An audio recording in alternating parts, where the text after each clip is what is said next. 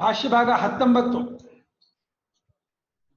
ಭಾಷ್ಯಕಾರರು ನೋಡಿ ಅಕ್ಷರಾರ್ಥ ಬರೀತಾನೆ ಇಲ್ಲ ಶ್ಲೋಕಕ್ಕೆ.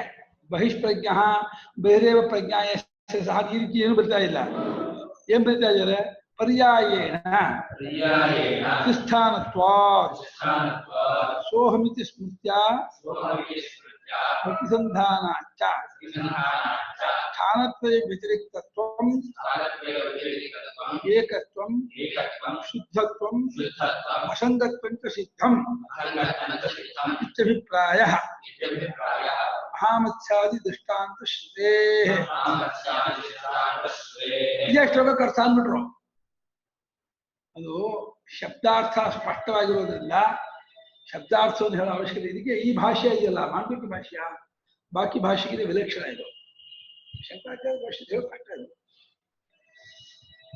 ಶ್ಲೋಕ ಕಾರಿಕೆಯ ಒಂದು ಪದವನ್ನು ತಗೊಳ್ತಾ ಇಲ್ಲ, ಕಾರಿಕೆ ಮೇಲೆ ಅವರು ಸ್ಟೇಟ್ಮೆಂಟ್ ಕೊಡ್ತಾ ಇದ್ದಾರೆ, ಅವರ ಅಭಿಪ್ರಾಯ ಕೊಡ್ತಾ ಇದ್ದಾರೆ. ಕಾರಿಕೆ ಪದವನ್ನು ಮುಟ್ಟದೇನೆ ಪರ್ಯಾಯ ಅಂದ್ರೆ ಏನೋ ಕ್ರಮಕ್ರಮವಾಗಿ ಒಂದಾದ್ಮೇಲೆ ಒಂದು ಅಂತ. ಇಲ್ಲಿ ಪರ್ಯಾಯ ಶಬ್ದ ಹಾಕಿರೋದು ಕಾಲಕೃತವಾದ ಒಂದು ಇದಿದೆ, ಸಂಬಂಧ ಇದೆ ಮಾತ್ರ ಮಾಡ್ಕೋಬೇಡಿ. ಎಚ್ಚರ ಆದ್ಮೇಲೆ ಕನಸು, ಕನಸ ಆದ್ಮೇಲೆ ನಿದ್ದೆ, ನಿದ್ದೆ ಆದ್ಮೇಲೆ ಕನಸು, ಹಾಗೆ ಪರ್ಯಾಯ ಅಂದ್ರೆ ಕಾಲದಿಂದ ಆಗುವ ಘಟನೆ ಮಾತ್ರ ಅರ್ಥ ಅಲ್ಲ. ಮತ್ತೇನರ್ಥ? ಒಂದಿದ್ದಾಗ ಎರಡು ಇರೋಲ್ಲ ಅನ್ನೋದೇ ಪರ್ಯಾಯ. ಯಾವುದಿರುತ್ತೋ ಅದು ಒಂದೇ ಇರುತ್ತೆ, ಇನ್ನೆರಡು ಇರೋದೇ ಇಲ್ಲ. ಅಟ್ ಎ ಟೈಮ್ ಒಂದೇ ಕಾಲಕ್ಕೆ ಮೂರು ತೋರ್ಕೊಳಕ್ ಸಾಧ್ಯ ಇಲ್ಲ. ಆದ್ರಿಂದ ಪರ್ಯಾಯದಿಂದ ಅಂದ್ರೆ ಒಂದಿದ್ದಾಗ ಇನ್ನೆರಡು ಇರುವುದಿಲ್ಲ ಎಂಬ ಈ ಕಾರಣದಿಂದ ಇದು ನಿಮಿತ್ತಾರ್ಥ ತೃತೀಯ.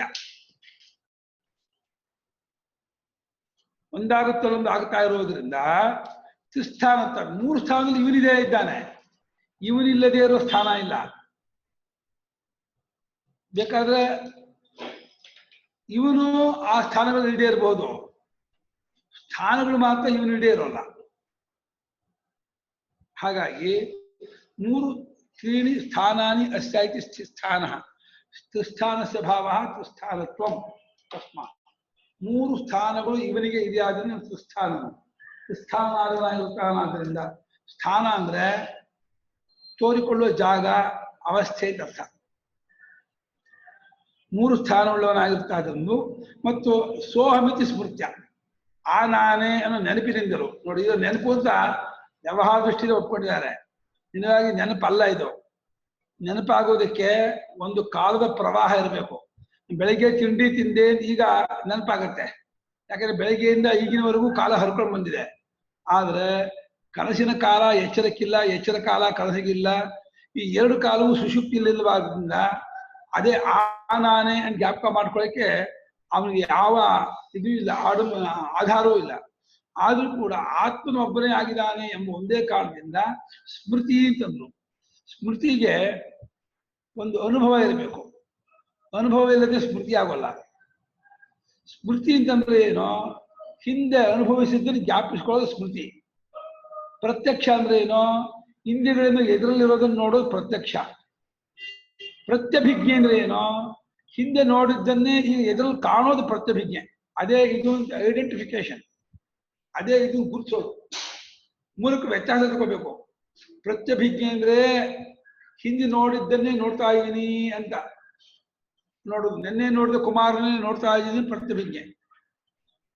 ಸ್ಮೃತಿ ಅಂದ್ರೆ ನಂಗೆ ಕಾರ್ತಿಕ ಇದ್ದ ಆಶ್ರಮದಲ್ಲಿ ಒಬ್ಬ ಹುಡುಗ ಇದ್ದ ಈ ಜ್ಞಾಪಿಸ್ಕೊಳ್ಳೋದು ಸ್ಮೃತಿ. ಆದ್ರೆ ಹಿಂದಿನ ಯಾವ ಯೋಜನೆ ಮನಸ್ಸಿನಲ್ಲಿಯೇ ಲಹರಿ ಮಾಡ್ಕೊಳ್ಳೋದು ಕಲ್ಪನೆಗಳು. ಅದು ನನ್ನ ಇಚ್ಛೆಗೆ ಒಳಪಟ್ಟ ಕಲ್ಪನೆಗಳು. ಕಲ್ಪನೆ ಸ್ಮೃತಿ ಆಗ್ಬೇಕು ಅಂತ ಏನಿಲ್ಲ. ಕಲ್ಪನೆ ಇವಂದೇ ಆದಂತಹ ಲೋಕ. ಕಲ್ಪನೆ ಬೇರೆ, ಸ್ಮೃತಿ ಬೇರೆ, ಪ್ರತ್ಯಕ್ಷ ಬೇರೆ, ಪ್ರತ್ಯಭಿಜ್ಞೆ ಬೇರೆ. ಇದೆಲ್ಲದರಲ್ಲೂ ಅನುಭವ ಅನ್ನೋದು ಇನ್ನೊಂದಾಗತ್ತೆ. ಅದು ಬಹಳ ಮುಖ್ಯವಾದದ್ದು. ಪ್ರತ್ಯಕ್ಷದಲ್ಲೂ ಅನುಭವ ಇದೆ, ಸ್ಮೃತಿಯಲ್ಲೂ ಅನುಭವದ ಬೇಸಿಕ್ ಮೇಲೆ ಸ್ಮೃತಿ ಆಗುತ್ತೆ. ಪ್ರತ್ಯಭಿಜ್ಞೆಯಲ್ಲೂ ಅನುಭವ ಇದೆ, ಕಲ್ಪನೆಯಲ್ಲೂ ಅನುಭವ ಇದೆ. ಅನುಭವಕ್ಕೆ ತಾಕದೆ ಮುಟ್ಟದೆ ಯಾವುದು ಎದ್ಕೊಳ್ಳೋ ಹಾಗೆ ಇಲ್ಲ. ಎಲ್ಲಕ್ಕೂ ಅನುಭವ ಅಂದ್ರೆ ಅವಗತಿ, ಅನುಭವ, ಸ್ವರೂಪ, ಅದು ಬೇಸಿಕ್. ಅದ್ರ ಮೇಲೆ ಎಲ್ಲರೂ ತೋರೋದು. ಹಾಗಾಗಿ ಸೋಹಮಿತಿ ಸ್ಮೃತ್ಯ, ಆ ನಾನೇ ಕನಸು ಕಂಡ ನಾನೇ ಎಚ್ಚನ್ನು ನೋಡ್ತಾ ಇದ್ದೀನಿ. ಎಚ್ಚ ಕನಸು ಕಂಡ ನಾನೇ ನಿದ್ದೆಯಲ್ಲಿ ಮಲಗಿದ್ದೇನೋ, ನನಗೆ ನಿದ್ದೆಯಲ್ಲಿ ನನಗೆ ಏನೂ ಅರಿವಾಗಲಿಲ್ಲ, ನನಗೇ ಏನೂ ಅರಿವಾಗಲಿಲ್ಲ ಅಂತ ನೆನೆಸ್ಕೊತಾನೆ. ಈ ಸ್ಮೃತಿಯಿಂದ, ಈ ಸ್ಮೃತಿಯ ಪ್ರತಿಸಂಧಾನ ಅಂದ್ರೆ ಅದನ್ನು ರೀಕಲೆಕ್ಟ್ ಮಾಡ್ಕೋತಾನೆ. ನೆನಪನ್ನು ರೀಕಲೆಕ್ಟ್ ಮಾಡ್ಕೊಳ್ಳೋದ್ರಿಂದ ಏನ್ ಇದರಿಂದ ತೀರ್ಮಾನ ಆಗುತ್ತೆ ಅಂದ್ರೆ, ಈ ವಿಚಾರದಿಂದ ತೇಲುವಂತಹ ಕೆಲವು ತೀರ್ಮಾನಗಳು, ಈ ವಿಚಾರದಿಂದ ತೇಲುವ ತೀರ್ಮಾನಗಳು ಏನು, ನಾನು 3 ಸ್ಥಾನಕ್ಕಿಂತಲೂ ಬೇರೆಯಾಗಿದ್ದೀನಿ. ಇದು ಮೊದಲನೇ ತೀರ್ಮಾನ. ಮೊದಲನೇ ತೀರ್ಮಾನ ಏನೋ, ನಾನು 3 ಮನೆಗೂ ಹೋಗ್ಬಿಡ್ತೀನಿ ಅಂತ ಏನರ್ಥ ಹೇಳೋ, ನಾನು 3 ಮನೆಗಿಂತ ಬೇರೆ ಕೆಲಸ. ಆ ಮನೆನೋ ಈ ಮನೆಯೋ, ನೀನೇ ಈ ಮನೆ ಅದೇ, ಈ ಮನೆ ಆ ಮನೆ ಹೋಗುತ್ತಾ, ಆ ಮನೆ ಈ ಮನೆಗೆ ಬರುತ್ತಾ, ನೀನು ಆ ಮನೆಗೂ ಹೋಗ್ತೀಯ ಈ ಮನೆಗೂ ಬರ್ತೀಯ ಅಂದ್ರೆ ಅರ್ಥ ಏನಾಯ್ತು, 2 ಮನೆಗೂ ಬೇರೆ. ಹಾಗೆ ನೀನು ಕನಸಿಗೂ ಹೋಗ್ತೀಯ, ನಿದ್ದೆಗೂ ಹೋಗ್ತೀಯ, ಎಚ್ಚರಕ್ಕೂ ಬರ್ತೀಯ. ಎಚ್ಚರ ಬಿಟ್ಟು ಹೋಗ್ತೀಯ ಅಂದ್ರೆ ಎಚ್ಚರ ಕನಸು ನಿದ್ದೆ 3 ಬಿಟ್ಟವನು, 3ಕ್ಕಿಂತ ಬೇರೆ ಆಗಿರುವನು. ಮೊದಲನೇ ತೀರ್ಮಾನ. ಎರಡನೇನು, ನೀನು ಒಬ್ಬನೇ, ನೀನೇ ಕನಸಿಗೆ ಹೋದವನು, ನೀನೇ ನಿದ್ದೆ ಆದವನೇ ಹೊರತು ಕನಸು ಕಂಡವನೇ ಬೇರೆ, ನಿದ್ರೆ ಕಂಡವನೇ ಬೇರೆ, ಎಚ್ಚರ ಕಂಡವನೇ ಬೇರೆ ಅಲ್ಲ. ಒಬ್ಬ ಆತ್ಮನ ಪ್ರಮಾತೃ ಅಲ್ಲ, ಪ್ರಮಾತೃ ಬೇರೆ. ಇಲ್ಲಿ ಆತ್ಮ ಅಂದ್ರೆ ಪ್ರಮಾತೃಗೂ ತಿರುಳಾಗಿರ್ತಕ್ಕಂತಹ ಚೈತನ್ಯ, ಅದು ಅನುಭವ ಸ್ವರೂಪ. ಆ ಆತ್ಮನು ಏಕತ್ವನು. ಒಬ್ಬ ಆತ್ಮನ ಮುಂದೆ ಎಚ್ಚರ ತೋರುತ್ತೆ, ಅಡಗತ್ತೆ, ಕನಸು ತೋರುತ್ತೆ, ಅಡಗತ್ತೆ, ತಾನಾಗೇ ಇರ್ತಾನೆ. ಅದಕ್ಕೆ 3 ಅವಸ್ಥೆ ಇದೆ. ಅವನು ಏಕನಾಗಿದ್ದಾನೆ, ಎರಡನೇದು. ಮತ್ತು ಯಾವಾಗ ಅವಸ್ಥೆಯ ಸಂಬಂಧವೇ ಇಲ್ಲವೋ, ಸೋಂಕೆ ಇಲ್ಲವೋ, ಅವನು ಶುದ್ಧನು. ಅಶುದ್ಧ ಆಗೋದು ಯಾವಾಗ, ನಿಮ್ಮ ಮೈಗೆ ಸಗಣಿ ತೆಗಿದ್ರೆ ಅಮೇಧ್ಯ ಹಾಕಿದ್ರೆ ಅಶುದ್ಧಿ ಆಗ್ತೀಯ. ಅವಸ್ಥೆಗಳೇ ಅಮೇಧ್ಯ, ಅವಸ್ಥೆಗಳೇ ಅಶುಚಿ, ನಾಮರೂಪಗಳೇ ಅಶುಚಿ. ನಾಮರೂಪಗಳನ್ನು ಕೊಸಕೊಂಡು ಹೋಗ್ತಾನೆ, ನಾಮರೂಪಗಳನ್ನು ಕೊಡುಬಿಡ್ತಾನೆ. ನಾಮರೂಪಗಳ ಸಂಬಂಧವಿರುವುದಿಲ್ಲ. ಆ ಅವಸ್ಥೆಯೇ ಬಿಟ್ಟ ಮೇಲೆ ಅವಸ್ಥೆ ಒಳಗೆ ನಾಮರೂಪಗಳ ಸಂಬಂಧವೂ ಇರುವುದಿಲ್ಲ. ಮತ್ತು ಅಸಂಗ, ಆ ಕಾಲದಲ್ಲೂ ಅಂಟಿಕೊಂಡಿರಲ್ಲ. 4 ವಿಚಾರವನ್ನ ತೀರ್ಮಾನವಾಗತ್ತೆ. ಈ 4 ವಿಷಯ ತೇಲತ್ತೆ ಅಂತ ಇದ್ದಾರೆ. ಅವಸ್ಥಾತ್ರಯ ವಿಚಾರ ಮಾಡೋದ್ರಿಂದ 4 ಅಂಶ ತೇಲತ್ತೆ. ಆತ್ಮನು ಅವಸ್ಥಾತ್ರಯ ವ್ಯತಿರಿಕ್ತನು, ಆತ್ಮನು ಅದ್ವಿತೀಯನು, ಆತ್ಮನು ಶುದ್ಧನು ಮತ್ತು ಅಸಂಗನು ಎಂಬುದು ಇದು ಸಿದ್ಧವಾಗುತ್ತೆ. ಇಷ್ಟು ಸಿದ್ಧವಾದ ಮೇಲೆ ಇಂಥ ಆತ್ಮನನ್ನು ಕಂಡುಕೊಂಡವನು ಮುಕ್ತನಾಗಲಿ ಇನ್ನೇನಾಗ್ತಾನೆ, ಅವನು ಮುಕ್ತನಾಗಲೇಬೇಕು. ಅವನು ಅಂದ್ರೆ ಒಂದಿಷ್ಟು ನೋಡಿದ್ರೆ ಅವಸ್ಥಾತ್ರಯ ವಿಚಾರ ಬಹಳ ವ್ಯಾಪಕವಾದ ವಿಚಾರ, ಬಹಳ ಅಂದ್ರೆ ಯೂನಿವರ್ಸಲ್ ಆಗಿ ಎಲ್ಲರಿಗೂ ಪ್ರತಿನಿತ್ಯ ಅನುಭವ ಬರುವಂತ ವಿಚಾರ. ಬೇಗ ಅರ್ಥವೂ ಆಗತ್ತೆ ಹೇಳಿದಾಗ. ಅದೇ ಒಟ್ಟಿಡ್ತಾ ಇರಬಾರ್ದು. ಅಂದ್ರೆ ಜಾಗೃತ ಅಭಿಮಾನದಿಂದ ವಿಚಾರ ಮಾಡುವ ಇದನ್ನು ಹೊಡ್ಕೋಬೇಕು.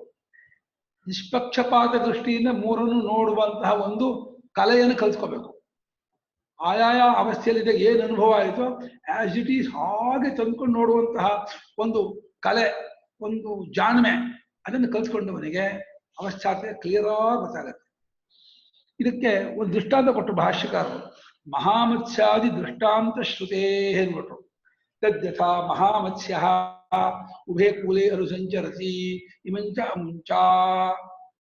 ನಾದಿ ಏನ ಸ್ರೋತಸ ಆಹಾರ್ಯ. ದೊಡ್ಡ ಮೀನು ಆ ನದಿಯ ಪ್ರವಾಹದಿಂದ ಒಗೆಲ್ಪಡದವನು, ಕಿತ್ತಕ್ಕಾಗದಿರೋನು, ಅವನಿಗೆ ಸ್ವಚ್ಛಂದವಾಗಿ ಈ ದಡಕ್ಕೂ ಬರುತ್ತೆ, ಆ ದಡಕ್ಕೂ ಹೋಗುತ್ತೆ. ಆ ಮೀನು ಯಾವ ದಡಕ್ಕೆ ಸೇರಿದ್ದೋ, ಈ ದಡಕ್ಕೂ ಸೇರಿಲ್ಲ, ಆ ದಡಕ್ಕೂ ಸೇರಿ ಸ್ವತಂತ್ರ. ಹಾಗೆ ಮಹಾಮತ್ಸ್ಯ ಸ್ಥಾನದಲ್ಲಿ ಆತ್ಮ ಇದ್ದಾನೆ, ದಡದ ಸ್ಥಾನದಲ್ಲಿ ಅವಸ್ಥೆಗಳಿದೆ.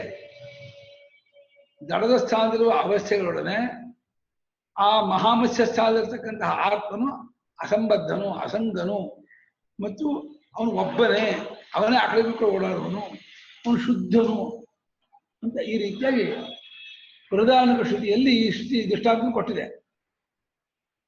ಮೀನು 2 ದಡಕ್ಕೆ ಓಡಾಡುವ ಹಾಗೆ ಆತ್ಮನು 3 ದಡಕ್ಕೆ ಓಡಾಡ್ತಾನೆ. ಹೆಚ್ಚಾಕಾಶ ಇದ್ದರೆ 3 ದಡ. ಇದ್ದೇನು ದಡ ಅನ್ಕೋದಿದ್ರೆ ತಾಯ್ತಾನ ಇರೋದು. ಏನೇ ಹೋಗುಂದ್ರ ಇದಕ್ಕೆ ಇಲ್ಲ, ಅದು ಪಾಸ್ ಬೇಕು, DC ಆಫೀಸ್ ಇಂದ ತಗೋಬೇಕು. SP ಆಫೀಸ್ ಇಲ್ಲ, DC ಆಫೀಸ್. ಹೌದಾ? ಕೊಡ್ಲಿಲ್ಲ, ಹೋಗಕ್ಕೆ ಹೋಗ್ಲಿಲ್ಲ. ಉಪ್ಪಾರಪೇಟೆ ಹೋಗೋದು ಪೊಲೀಸ್ ಸ್ಟೇಷನ್. ಕೊಡೋದು ಅಷ್ಟು ಈಸಿ ಅಲ್ಲ. ಅವಷ್ಟುಗೆ ಕಾಯ್ಬೇಕು. ಮಹಾಮತ್ಸ್ಯ ದೃಷ್ಟಾಂತದಿಂದಲೂ ಕೂಡ ಇದು ಗೊತ್ತಾಗತ್ತೆ. ಈಗ ಜಾಗರಿತಾವಸ್ಥಾಯಾಮೇವ ವಿಶ್ವಾದೀನಾಂ ತ್ರಯಾಣಾಂ ಅನುಭವ ಪ್ರದರ್ಶನಾರ್ಥೋಯಂ ಶ್ಲೋಕ. ಎಚ್ಚರದ ಅವಸ್ಥೆಯಲ್ಲಿಯೇ ವಿಶ್ವ ತೇಜಸ ಪ್ರಾಜ್ಞ ಮೂರರ ಅನುಭವವನ್ನು ಮಾಡಿಸ್ಕೊಡ್ತೀನಿ ಅಂತ ಕೊಟ್ಟಿದ್ದಾರೆ ಗೌಡಪಾದರು. ನೀವು ತೇಜಸ ಅನುಭವಕ್ಕೆ ನಿದ್ದೆ ಕಲಸಿಗೆ ಹೋಗ್ಬೇಕಾಗಿಲ್ಲ, ಪ್ರಾಜ್ಞನ ಅನುಭವಕ್ಕೆ ನಿದ್ದೆ ಹೋಗ್ಬೇಕಾಗಿಲ್ಲ. ಎಚ್ಚರದಲ್ಲಿಯೇ ದೇಹದೊಳಗೇನೆಯೇ ಮೂರರ ಗುರುತಾಗತ್ತೆ, ಅನುಭವ ಆಗತ್ತೆ ಅಂದ್ರೆ ಲಿಂಗ. ನಿಜವಾಗಿಯೂ ಒಂದಷ್ಟು ಅವನೇ ಮೂರಾಗಿರೋದು. ಹಾಗಾಗಿ ದೇಹದಲ್ಲಿಯೇ ತ್ರಿಧಾ ದೇಹ ಮೂರು ಪ್ರಕಾರವಾಗಿ ದೇಹದಲ್ಲಿಯೇ ಇದ್ಕೊಂಡಿದ್ದಾರೆ ವಿಶ್ವಾತೇಜ ಪ್ರಾಜ್ಞ. ದೇಹದಲ್ಲಿದ್ದಾರೆ ಅಂದ್ರೆ ದೇಹದ ಒಳಗಿದ್ದಾರೆ ಅಂತ ಅರ್ಥ ಅಲ್ಲ, ದೇಹದಲ್ಲಿ ಗೊತ್ತಾಗ್ತಾರೆ, ತೋರ್ ಬರ್ತಾರೆ, ದೇಹ ಮೂಲಕ ತಿಳಿದು ಬರ್ತಾರೆ ಅಷ್ಟೇ ಅರ್ಥ. ವಿಶ್ವವೇ ಮುಂತಾದ ಮೂರರ ಅನುಭವವು ಜಾಗೃತ ಅವಸ್ಥೆಯಲ್ಲಿಯೇ ಆಗತ್ತೆ, ಅದನ್ನು ತೋರಿಸ್ಕೋಬಹುದು, ಅದಕ್ಕೆ ಕಲಸುವ ನಿದ್ದೆ ಹೋಗ್ಬೇಕಾಗಿಲ್ಲ ಎಂಬುದನ್ನ ಮನಸ್ಸಲ್ಲಿಟ್ಕೊಂಡು ಅದಕ್ಕೋಸ್ಕರವಾಗಿ ಮುಂದಿನ ಶ್ಲೋಕ ನಡೆಸ್ತಾ ಇದ್ದಾರೆ. ದಕ್ಷಿಣಾಕ್ಷಿಮುಖೇ ವಿಶ್ವಃ ನಶ್ಯಂತಸ್ತು ತೇಜಸಃ ಆಕಾಶೇ ಚ ಸತಿ ಪ್ರಾಜ್ಞಃ ದೇಹೇ ವ್ಯವಸ್ಥಿತಃ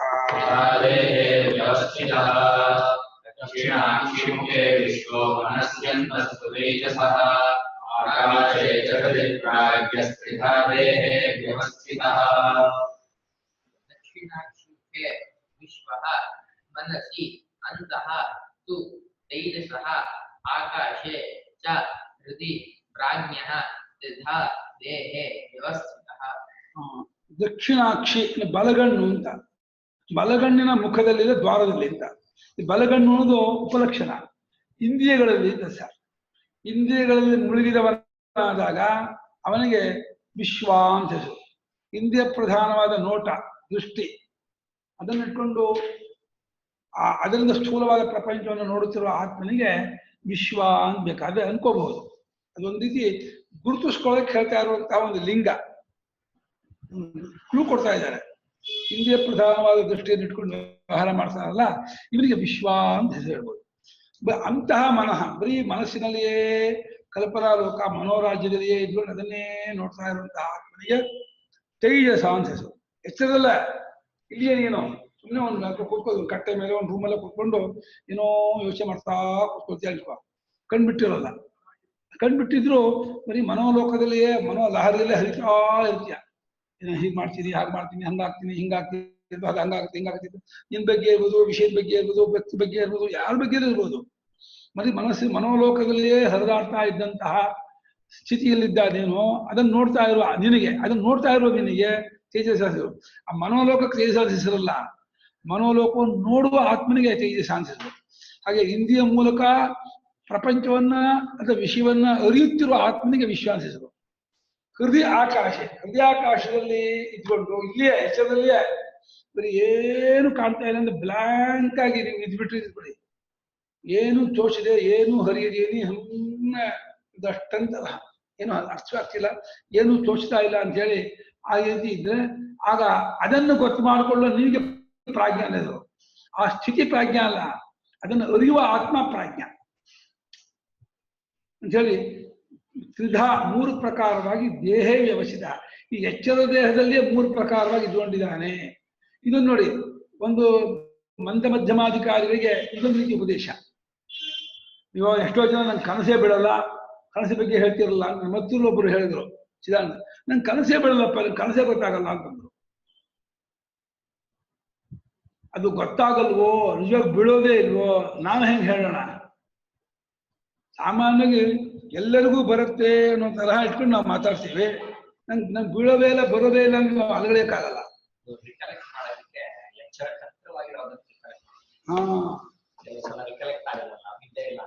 ಹೌದು, ಅದ್ರ ಇದಂತೂ ಆಗತ್ತೆ. ಇವಾಗ ಬರೀ ಮನಸ್ಸಲ್ಲೇ ಯೋಚನೆ ಮಾಡ್ತಾ ಇರ್ತೀವಲ್ಲಪ್ಪ, ಅದುಂಟು. ಅದನ್ನ ಯೋಚನೆ ಮಾಡ್ತಾ ಇದ್ದೀನಿ ತಿಳಿತಿರೋ ನಿನಗೆ ತೇಜಸ ಹೆಸರು. ಇದು ಕಣ್ಣು ಕಿವಿ ಮೂಗು ಬಾಯಿನ ಆ ಇಂದ್ರಿಯಗಳಿಂದ ಹೊರಮುಖವಾದ ಪ್ರಪಂಚದ ಅರಿವನ್ನು ಮಾಡ್ಕೊಳ್ತಾ ಇದ್ರೆ ನಿಂಗೆ ವಿಶ್ವ ಅಂತ ಹೆಸರು.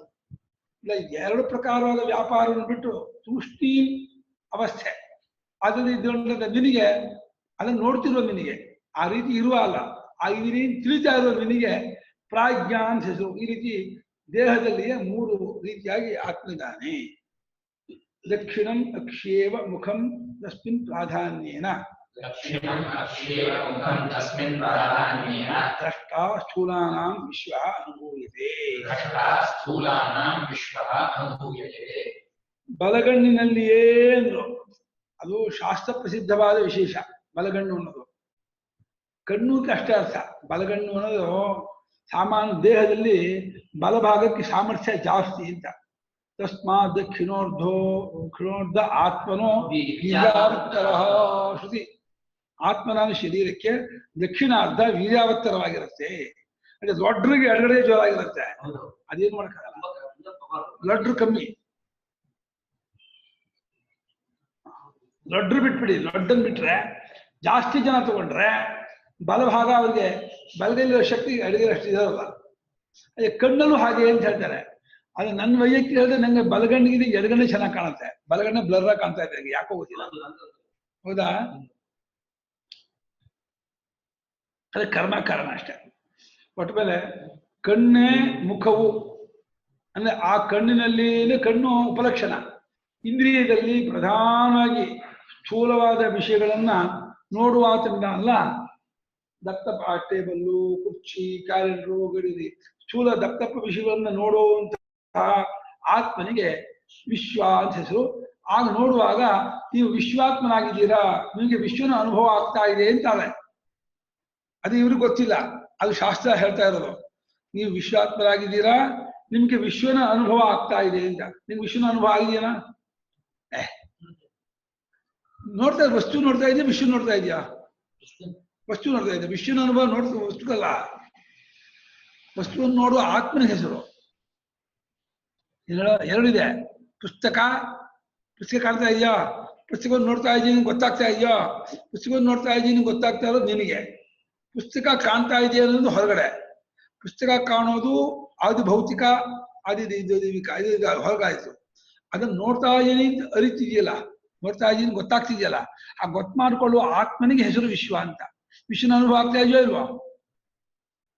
ನೋಡ್ತಾ ಇದ್ದೀನಿ, ಕೇಳ್ತಾ ಇದ್ದೀನಿ, ಗೊತ್ತು ಮಾಡ್ಕೊಳ್ತಾ ಇರುವನೇ ವಿಶ್ವ ಅಂತ ಅರ್ಥ. ಅದನ್ನು ಭಾಷಿಕಾರರು ಇಂದ್ರಿಯ ಪ್ರಧಾನವಾಗಿ ನೋಡುವವರಾಗಿ ಚೋರು ಬರುವಂತಹ ಆತ್ಮನ ವಿಶ್ವ ಅಂತ ಹೇಳಿ, ನೀವು ಇಂದ್ರಿಯ ದೃಷ್ಟಿಯಿಂದ ನೋಡ್ತಿರುವಾಗ ನಿಮ್ಗೆ ವಿಶ್ವಾತ್ಮನ ಅನುಭವ ಆಗ್ತಾ ಇರುತ್ತೆ. ನೀವು ವಿಶ್ವಾತ್ಮರಾಗಿರ್ತೀರಾ ಅಂದ್ರೂ ಒಂದೇ, ವಿಶ್ವಾತ್ಮನನ್ನು ಅನುಭವಿಸ್ತಾ ಇರ್ತೀರಾ ಅಂತಂದ್ರೂ ಒಂದೇ, ವಿಶ್ವಾತ್ಮನ ಅನುಭವ ಆಗ್ತಾ ಇದೆ ಅಂತಂದ್ರೂ ಒಂದೇ. ಅದೇ ಅರ್ಥ. ಆಗ್ತಾ ಇದೆಯೋ, ನೀವು ಆಗಿದ್ದೀರೋ, ನಿಮ್ಗೆ ಆ ಹೆಸರು ಏನನ್ನ ವಿಶ್ವಾತ್ಮ ಆಗಿದ್ದೀವಿ ನೋಡುವ, ವಿಶ್ವಾತ್ಮನಾಗಿದ್ದೀನಿ ಗೊತ್ತಾಗ್ತಾ ಇದೆ ನೋಡುವ, ವಿಶ್ವಾತ್ಮ ಅಂತ ಆಗ ನನಗೆ ಹೆಸರು ಅಂತ ನೋಡುವ. ಎರಡು ಒಂದೇ, ದೃಷ್ಟಿ ಬೇರೆ ಹೆಸರು. ಇಂದ್ರಿಯ ಪ್ರಧಾನವಾಗಿ ನೋಡ್ತಾ ಇದ್ದೀನಿ ಅಂತ ಗೊತ್ತು ಮಾಡ್ಕೊಳ್ಳೋದ್ರ ಕಡೆಯಿಂದ ವಿಶ್ವಾತ್ಮನ ಗೊತ್ತಾಗ್ತಾ ಇದ್ದೇನೆ ಅಂತ. ಅದು ನಾನಾಗಿದ್ದೀನಿ ಅಂದಾಗ ಅದು ಅನುಭವ ಆಗ್ತಾ ಇದೆ ಅಂತ ಅರ್ಥ. ಅದಕ್ಕೆ ಹೆಸರು ಏನು ಅಂತ ಕೇಳಿದ್ರೆ ಅವನು ವಿಶ್ವಾತ್ಮ ಅಂತ ಹೆಸರು. ಇದನ್ನ ಬೃಹದಾರಣ್ಯಕದಲ್ಲಿ ಈ ರೀತಿ ಹೇಳಿದೆ. ಇಂದೋ ಹವೀನಾಮ ಈಶಃ ಯೋಯಂ ದಕ್ಷಿಣೇ ಯಕ್ಷನ್ ಪುರುಷಃ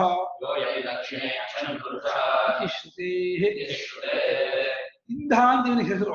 ಇಂಧಿ ದೀಪ್ತು, ಉರಿತಾ ಇದ್ದಾನೆ. ಈ ಕಟ್ಟಿಗೆಯಲ್ಲಿ ಹೇಗೆ ಬೆಂಕಿ ಉರಿಯುತ್ತೋ ಈ ಆತ್ಮನು ಇಂದ್ರಿಯಗಳ ಮೂಲಕ ಉರಿತಾ ಇದ್ದಾನೆ. ಕಣ್ಣಿಂದ ಕಿವಿಯಿಂದ ಅಡಟ್ಟಾಗಿ ನೋಡ್ತಾ ಇದ್ದಾನೆ. ಯಾವ ಈ ಆತ್ಮನು ಕಣ್ಣಲ್ಲಿದ್ಕೊಂಡು ನೋಡುವನಾಗಿ ತೋರ್ತಾ ಇದ್ದಾನೋ ಆ ಆತ್ಮನಿಗೆ ಇಂಧ ಅನ್ನಿಸ್ಕೊಂಡಂತ ಆತ್ಮನನ್ನ ಕಂಡುಕೊಂಡವನಾದ್ರಿಂದ ಅವನಿಗೆ ಇಂದ್ರ ಅಂತ. ಇದನ್ ದ್ರ ಇದು ಇಂದ್ರ. ದ್ರ ಅಂದ್ರೆ ದೃಶ್ಯ ಪ್ರೇಕ್ಷಣೆ, ಕಂಡವನು ಅಂತ. ತಸ್ಮಾತ್ ಇದಂದ್ರಂ ಸಂತಂ ಇಂದ್ರೈತ್ಯಾಚಕ್ಷತೆ ಪರೋಕ್ಷೇಣ. ಇಂಧನೇ ಇಂದ್ರ, ಪರಮೇಶ್ವರಿಗೆ ಹೆಸರು. ಅವನು ಇಂದ್ರಿಯಗಳಲ್ಲಿ ಉರಿತಾ ಇರ್ತಾನೆ. ಎಚ್ಚರದಲ್ಲಿ ಪ್ರಪಂಚವನ್ನು ನೋಡುತ್ತಿರುವಾಗ ಇಂದ್ರಿಯಗಳಲ್ಲಿ ಇದ್ದುಕೊಂಡು ಉರಿತಾ ಇರುವಾಗ ಅವನಿಗೆ ಇಂಧ ಅಂತ ಹೆಸರು. ಆ ಆತ್ಮನೇ ವೈಶ್ವಾನರನು ಅಂತ ಶ್ರುತಿ ಇದೆ. ಇಂಧಃ ದೀಪ್ತಿಗುಣಃ ವೈಶ್ವಾನರಃ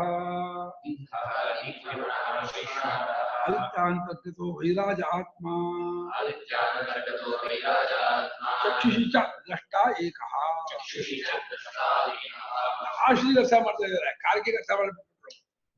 ಶ್ರುತಿ ಕೋಟ್ ಮಾಡಿದ್ರು, ಕೋಟ್ ಮಾಡಿ ಶ್ರುತಿಗೆ ಅರ್ಥ ಮಾಡ್ತಾ ಇದ್ದಾರೆ. ಅದು ನೀವು ಕೋಟ್ ಮಾಡಿ ಶ್ರುತಿಗೆ ಅರ್ಥ ಮಾಡಕ್ ಹೊರಟಿದ್ದೀರೋ, ಕಾಲಿಗೆ ಅರ್ಥ ಮಾಡಕ್ ಹೊರಟಿದ್ದೀರೋ? ಮೊದಲನೇ ಕಾಲಿಗೆ ಅರ್ಥನೇ ಬರೀಲಿಲ್ಲ. ಸ್ವಾಮಿ ಟಿಪ್ಪಿ ಕೊಟ್ಟಿರ್ಬೇಕಲ್ವಾ?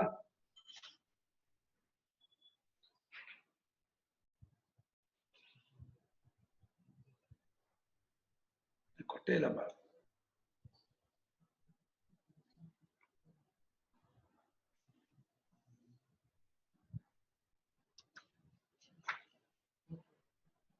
ಶಬ್ದಾರ್ಥ ಮೊದಲನೇ ಕಾಲಕ್ಕೆ ಕೊಡ್ಲೇ ಇಲ್ಲ. ಇಂಧ ಅಂದ್ರೆ ದೀಪ್ತಿ ಗುಣ ಅಂತ. ಇಂಧಿ ದೀಪ್ತು, ಉರಿತಾ ಇರೋ ಹೊಳಿತಾ ಇರುವಂತಹ ಗುಣವುಳ್ಳವನು, ಅವನಿಗೆ ವೈಶ್ವಾನರ ಅಂತ ಹೆಸರು. ಅವನು ಆದಿತ್ಯ ಅಂತ ಉತ್ಕೃಷ್ಟವಾದ ಉಪಾಧಿ ಆದಿತ್ಯ. ನಮ್ಮ ಕಣ್ಣು ನಿಕೃಷ್ಟ, ನಮ್ಮ ಶರೀರ. ಇಲ್ಲಿ ಶ್ರೇಷ್ಠಾಯಂ ಪುರುಷೇ ಶ್ರೇಷ್ಠಾಸಾವಾದಿತ್ಯೇ ಸ ಏಕಃ ಅಂತ ಹೇಳಿ ವಿರಾಟ್ ಪುರುಷನಲ್ಲೂ ನಮ್ಮ ಕಣ್ಣಲ್ಲೂ ಇರ್ತಕ್ಕಂಥ ಆತ್ಮ ಒಪ್ಪನೆ. ವಿರಾಟ್ ಪುರುಷನ ಆಗಿರೋನು ಅವನೇ ವಿರಾಟ್ ಪುರುಷ. ವಿರಾಟ್ ಪುರುಷನಲ್ಲೂ ಅಲ್ಲ, ಮತ್ತೆ ವಿರಾಟ್ ಪುರುಷನಾಗಿ ಆಯ್ತ ಅಂತ ಗದನಾದ ವಿರಾಟ್ ಪುರುಷನು ಕಣ್ಣಲ್ಲೇ ಇರುವಂತಹ ದ್ರಷ್ಟೃವು ಒಬ್ಬ ಆತ್ಮೆಯಾಗಿ ಅವನು ದ್ರಷ್ಟೃ ಅನಿಸ್ಕೊಂಡಿದ್ದಾನೆ. ನಾನು ಹಿರಣ್ಯಗರ್ಭ ಕ್ಷೇತ್ರಜ್ಞ ದಕ್ಷಿಣೇಕ್ಷಿಣಿ ದಕ್ಷಿಣೋರ್ ನಿಯಂತ ದ್ರಷ್ಟಾಚ ಅನ್ನೋ ದೇಹಸ್ವಾಮಿ.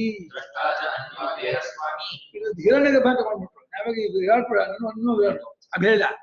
ಪ್ರಜಾಪತಿ, ಹಿರಣ್ಯಗರ್ಭ ಆ ಎರಡು ಶಬ್ದದಿಂದ ಕರೀತಾರೆ. ವಿರಾಟ್ ಪುರುಷನ ಇಲ್ಲಿ ವಿರಾಟ್ ಪುರುಷನೇ ಹಿರಣ್ಯಗರ್ಭ ಅಂತ ಇದ್ದಾರೆ.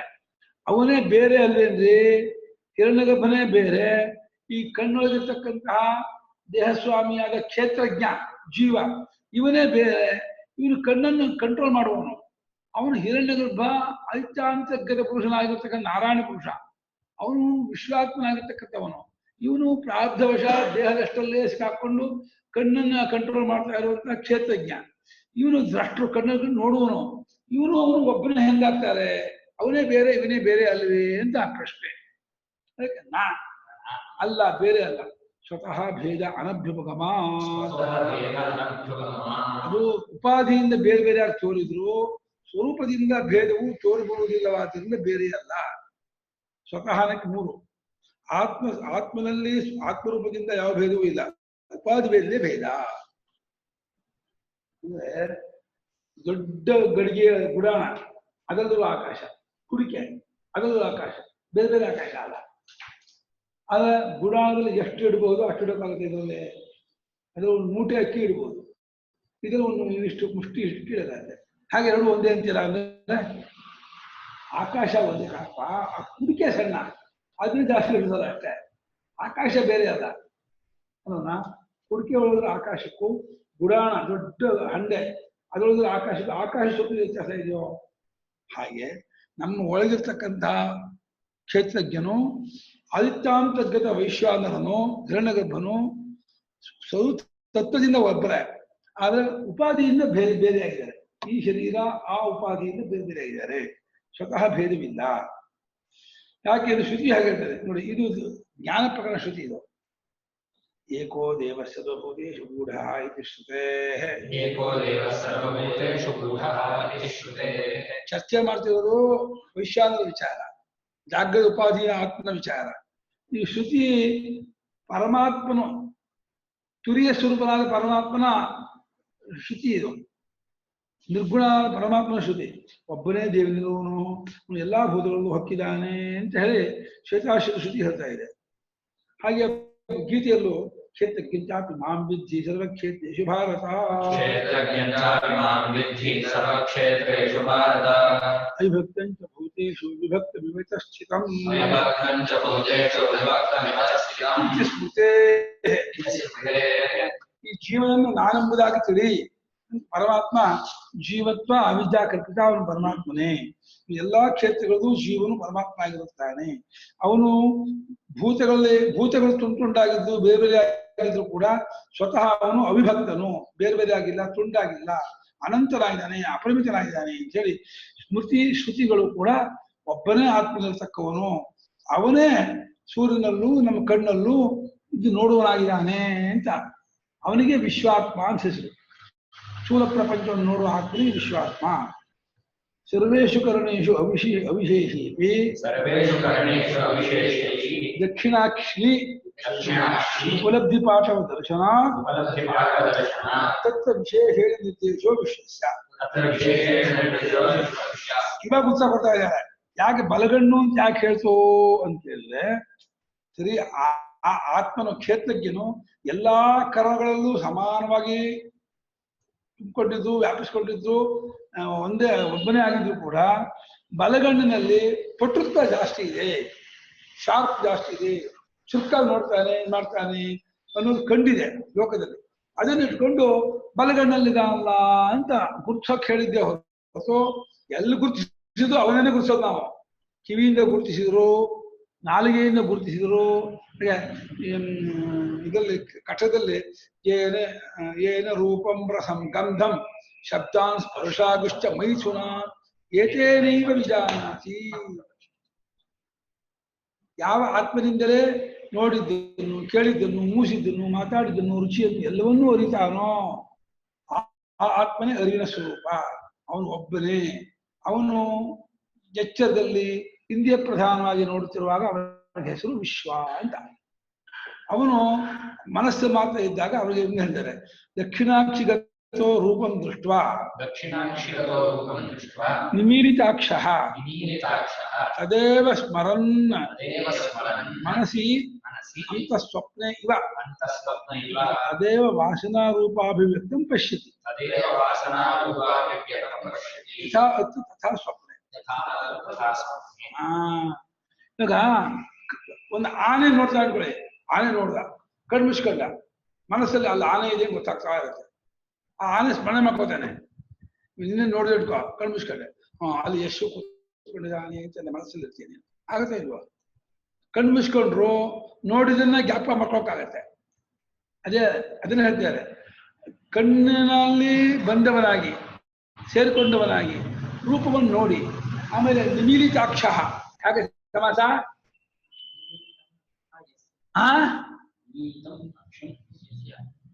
ನಿಮೀಲಿತೇ ಅಕ್ಷಿಣೀ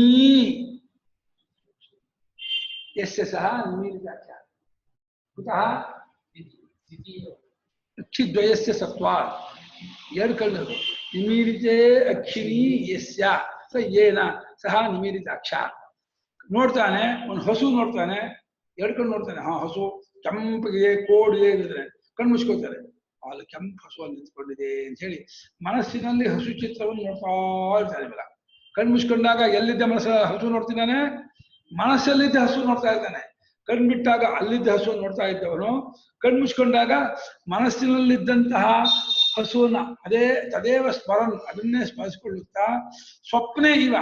ಸ್ವಪ್ನದಲ್ಲಿ ಹೇಗೆ ಎಲ್ಲವೂ ಮನಸ್ಸಿನಲ್ಲಿಯೇ ತೋರ್ತಾ ಇರುತ್ತೋ ಇಲ್ಲಿಂದ ಹೇಳೋದು. ಅದೇ ರೀತಿ ಮನಸ್ಸಿನೊಳಗೆ ತದೇವ ಅಂದ್ರೆ ಎಚ್ಚದ ಕಣ್ಣಿಂದ ನೋಡಿದ್ದನ್ನೇ ವಾಸನಾ ರೂಪಾಭಿವ್ಯಕ್ತಂ ಪಶ್ಯತಿ. ಕಣ್ಣಿನ ನೋಡ್ಕೊಂಡೇ ವಾಸನೆ ಬೆಳ್ಕೊಂಡ್ಬಿಡುತ್ತೆ ಮನಸ್ಸಿಗೆ. ಅದೇನು ಭಯವಾಗ್ಬಿಟ್ಟು ಕಣ್ಮಿಸ್ಕೊಂಡ್ಬಿಡ್ತಾನೆ, ಅಯ್ಯೋ ಅದೇನೋ ಅದೇನು ಕಣ್ಮಿಸ್ಕೊಂಡ್ಬಿಡ್ತಾನೆ. ಅದು ಕಣ್ಮಿಸ್ಕೊಂಡು ಒಳಗೆ ಕಾಣ್ತಾ ಇರತ್ತೆ ಅಲ್ಲಿ ಏನೋ ಇದೆ ಅಂತ. ಅದು ಮನಸ್ಸಿಗೆ ಎಲ್ಲಿಂದ ಬಂತೋ ಅಲ್ಲಿಂದ ವಾಸನೆ ಬಂದು ಬೆಳೆದೋಯ್ತು. ಹಾಗೆ ಪೈಂಟ್ ಬರೆದ್ರೆ ಅದ್ರ ಮೇಲೆ ಬೆಳ್ಕೊಳತ್ತೋ ಹಾಗೆ ಹೊರ ನೋಟು ಮನಸ್ಸಿಗೆ ಒಂದು ಅದು ಬೆಳೆದು ಬಿಡುತ್ತೆ, ಆ ಮನಸ್ಸಲ್ಲಿ ಕಾಣ್ತಾ ಇರುತ್ತೆ. ಹಾಗೆ ವಾಸನಾ ರೂಪ ಅಭಿವ್ಯಕ್ತ, ವಾಸನಾ ರೂಪನ ಆಕಾರ, ವಾಸನಾಕಾರವಾಗಿ ತೋರಿಕೊಂಡಂತಹ ತದೇವ ಪಶ್ಯತಿ, ಯದೃಷ್ಟಂ ತದೇವ ಪಶ್ಯತಿ. ಏನ್ ಕಣ್ಣಿನ ಕೊಂಡಿದ್ನೋ ಅದನ್ನೇ ಮನಸ್ಸನ್ನು ನೋಡ್ತಾನೆ. ಯಾವ ರೀತಿ ಇಲ್ಲಿ ಹೇಗೆ ಕಂಡಿದ್ದನ್ನ ಕನಸಿನಲ್ಲಿ ಕಾಣ್ತಾನೋ, ಕನಸಲ್ಲಿ ಕಾಣೋದು ಯಾವ್ದನ್ನ ಹೇಳೋ, ಎಷ್ಟೆಲ್ಲ ನೋಡಿದ್ದಾನೆ ಅಲ್ವಾ? ಅಲ್ಲ, ಯಾವತ್ತೂ ನೋಡ್ದೇ ಇರೋ ಕನಸಲ್ಲಿ ಬಂದಾಗ ಏನಂತ ಏನ್ ಹೆಸರು? ಜನ್ಮಾಂತರ ನೋಡಿದ್ದೆ ಅಂತ ಅರ್ಥ. ಅಲ್ಲೊಬ್ಬ ಅಕಸ್ಮಾತ್ 8 ಕಾಲ ಮನುಷ್ಯ ಅಥವಾ ರಕ್ಕೆ ಇರೋ ಮನುಷ್ಯ, ಕೋಡಿರೋ ಮನುಷ್ಯ ಕಂಡ್ಬಿಟ್ಟೆ ಇರ್ಕೋ, ನಾನು ಎಚ್ಚರದಲ್ಲಿ ನೋಡೇ ಇಲ್ಲಲ್ಲ ಅಂತಂದ್ರೆ ಅದಕ್ಕೆ 2 ಅರ್ಥ ಮಾಡ್ಬೋದು. ಎಚ್ಚರದಲ್ಲೇ ಮನುಷ್ಯನಿಗೆ ಕೋಡನ್ನು ರೆಕ್ಕೆಯನ್ನು ಕಲ್ಪಿಸಿಕೊಂಡು ವೇಷ ಮಾಡಿದ್ದಲ್ಲ, ಅದರ ವಾಸನೆ ಬಂತು ಅಂತ ಮಾಡ್ಬೋದು. ಜನ್ಮಾಂತರದಲ್ಲಿ ನೋಡಿದೆ ಅಂತ ಮಾಡ್ಬೋದು. ಎರಡಕ್ಕೂ ನಿಮಗೆ ಅಲಗಳೆಯಕ್ಕಾಗಲ್ಲ.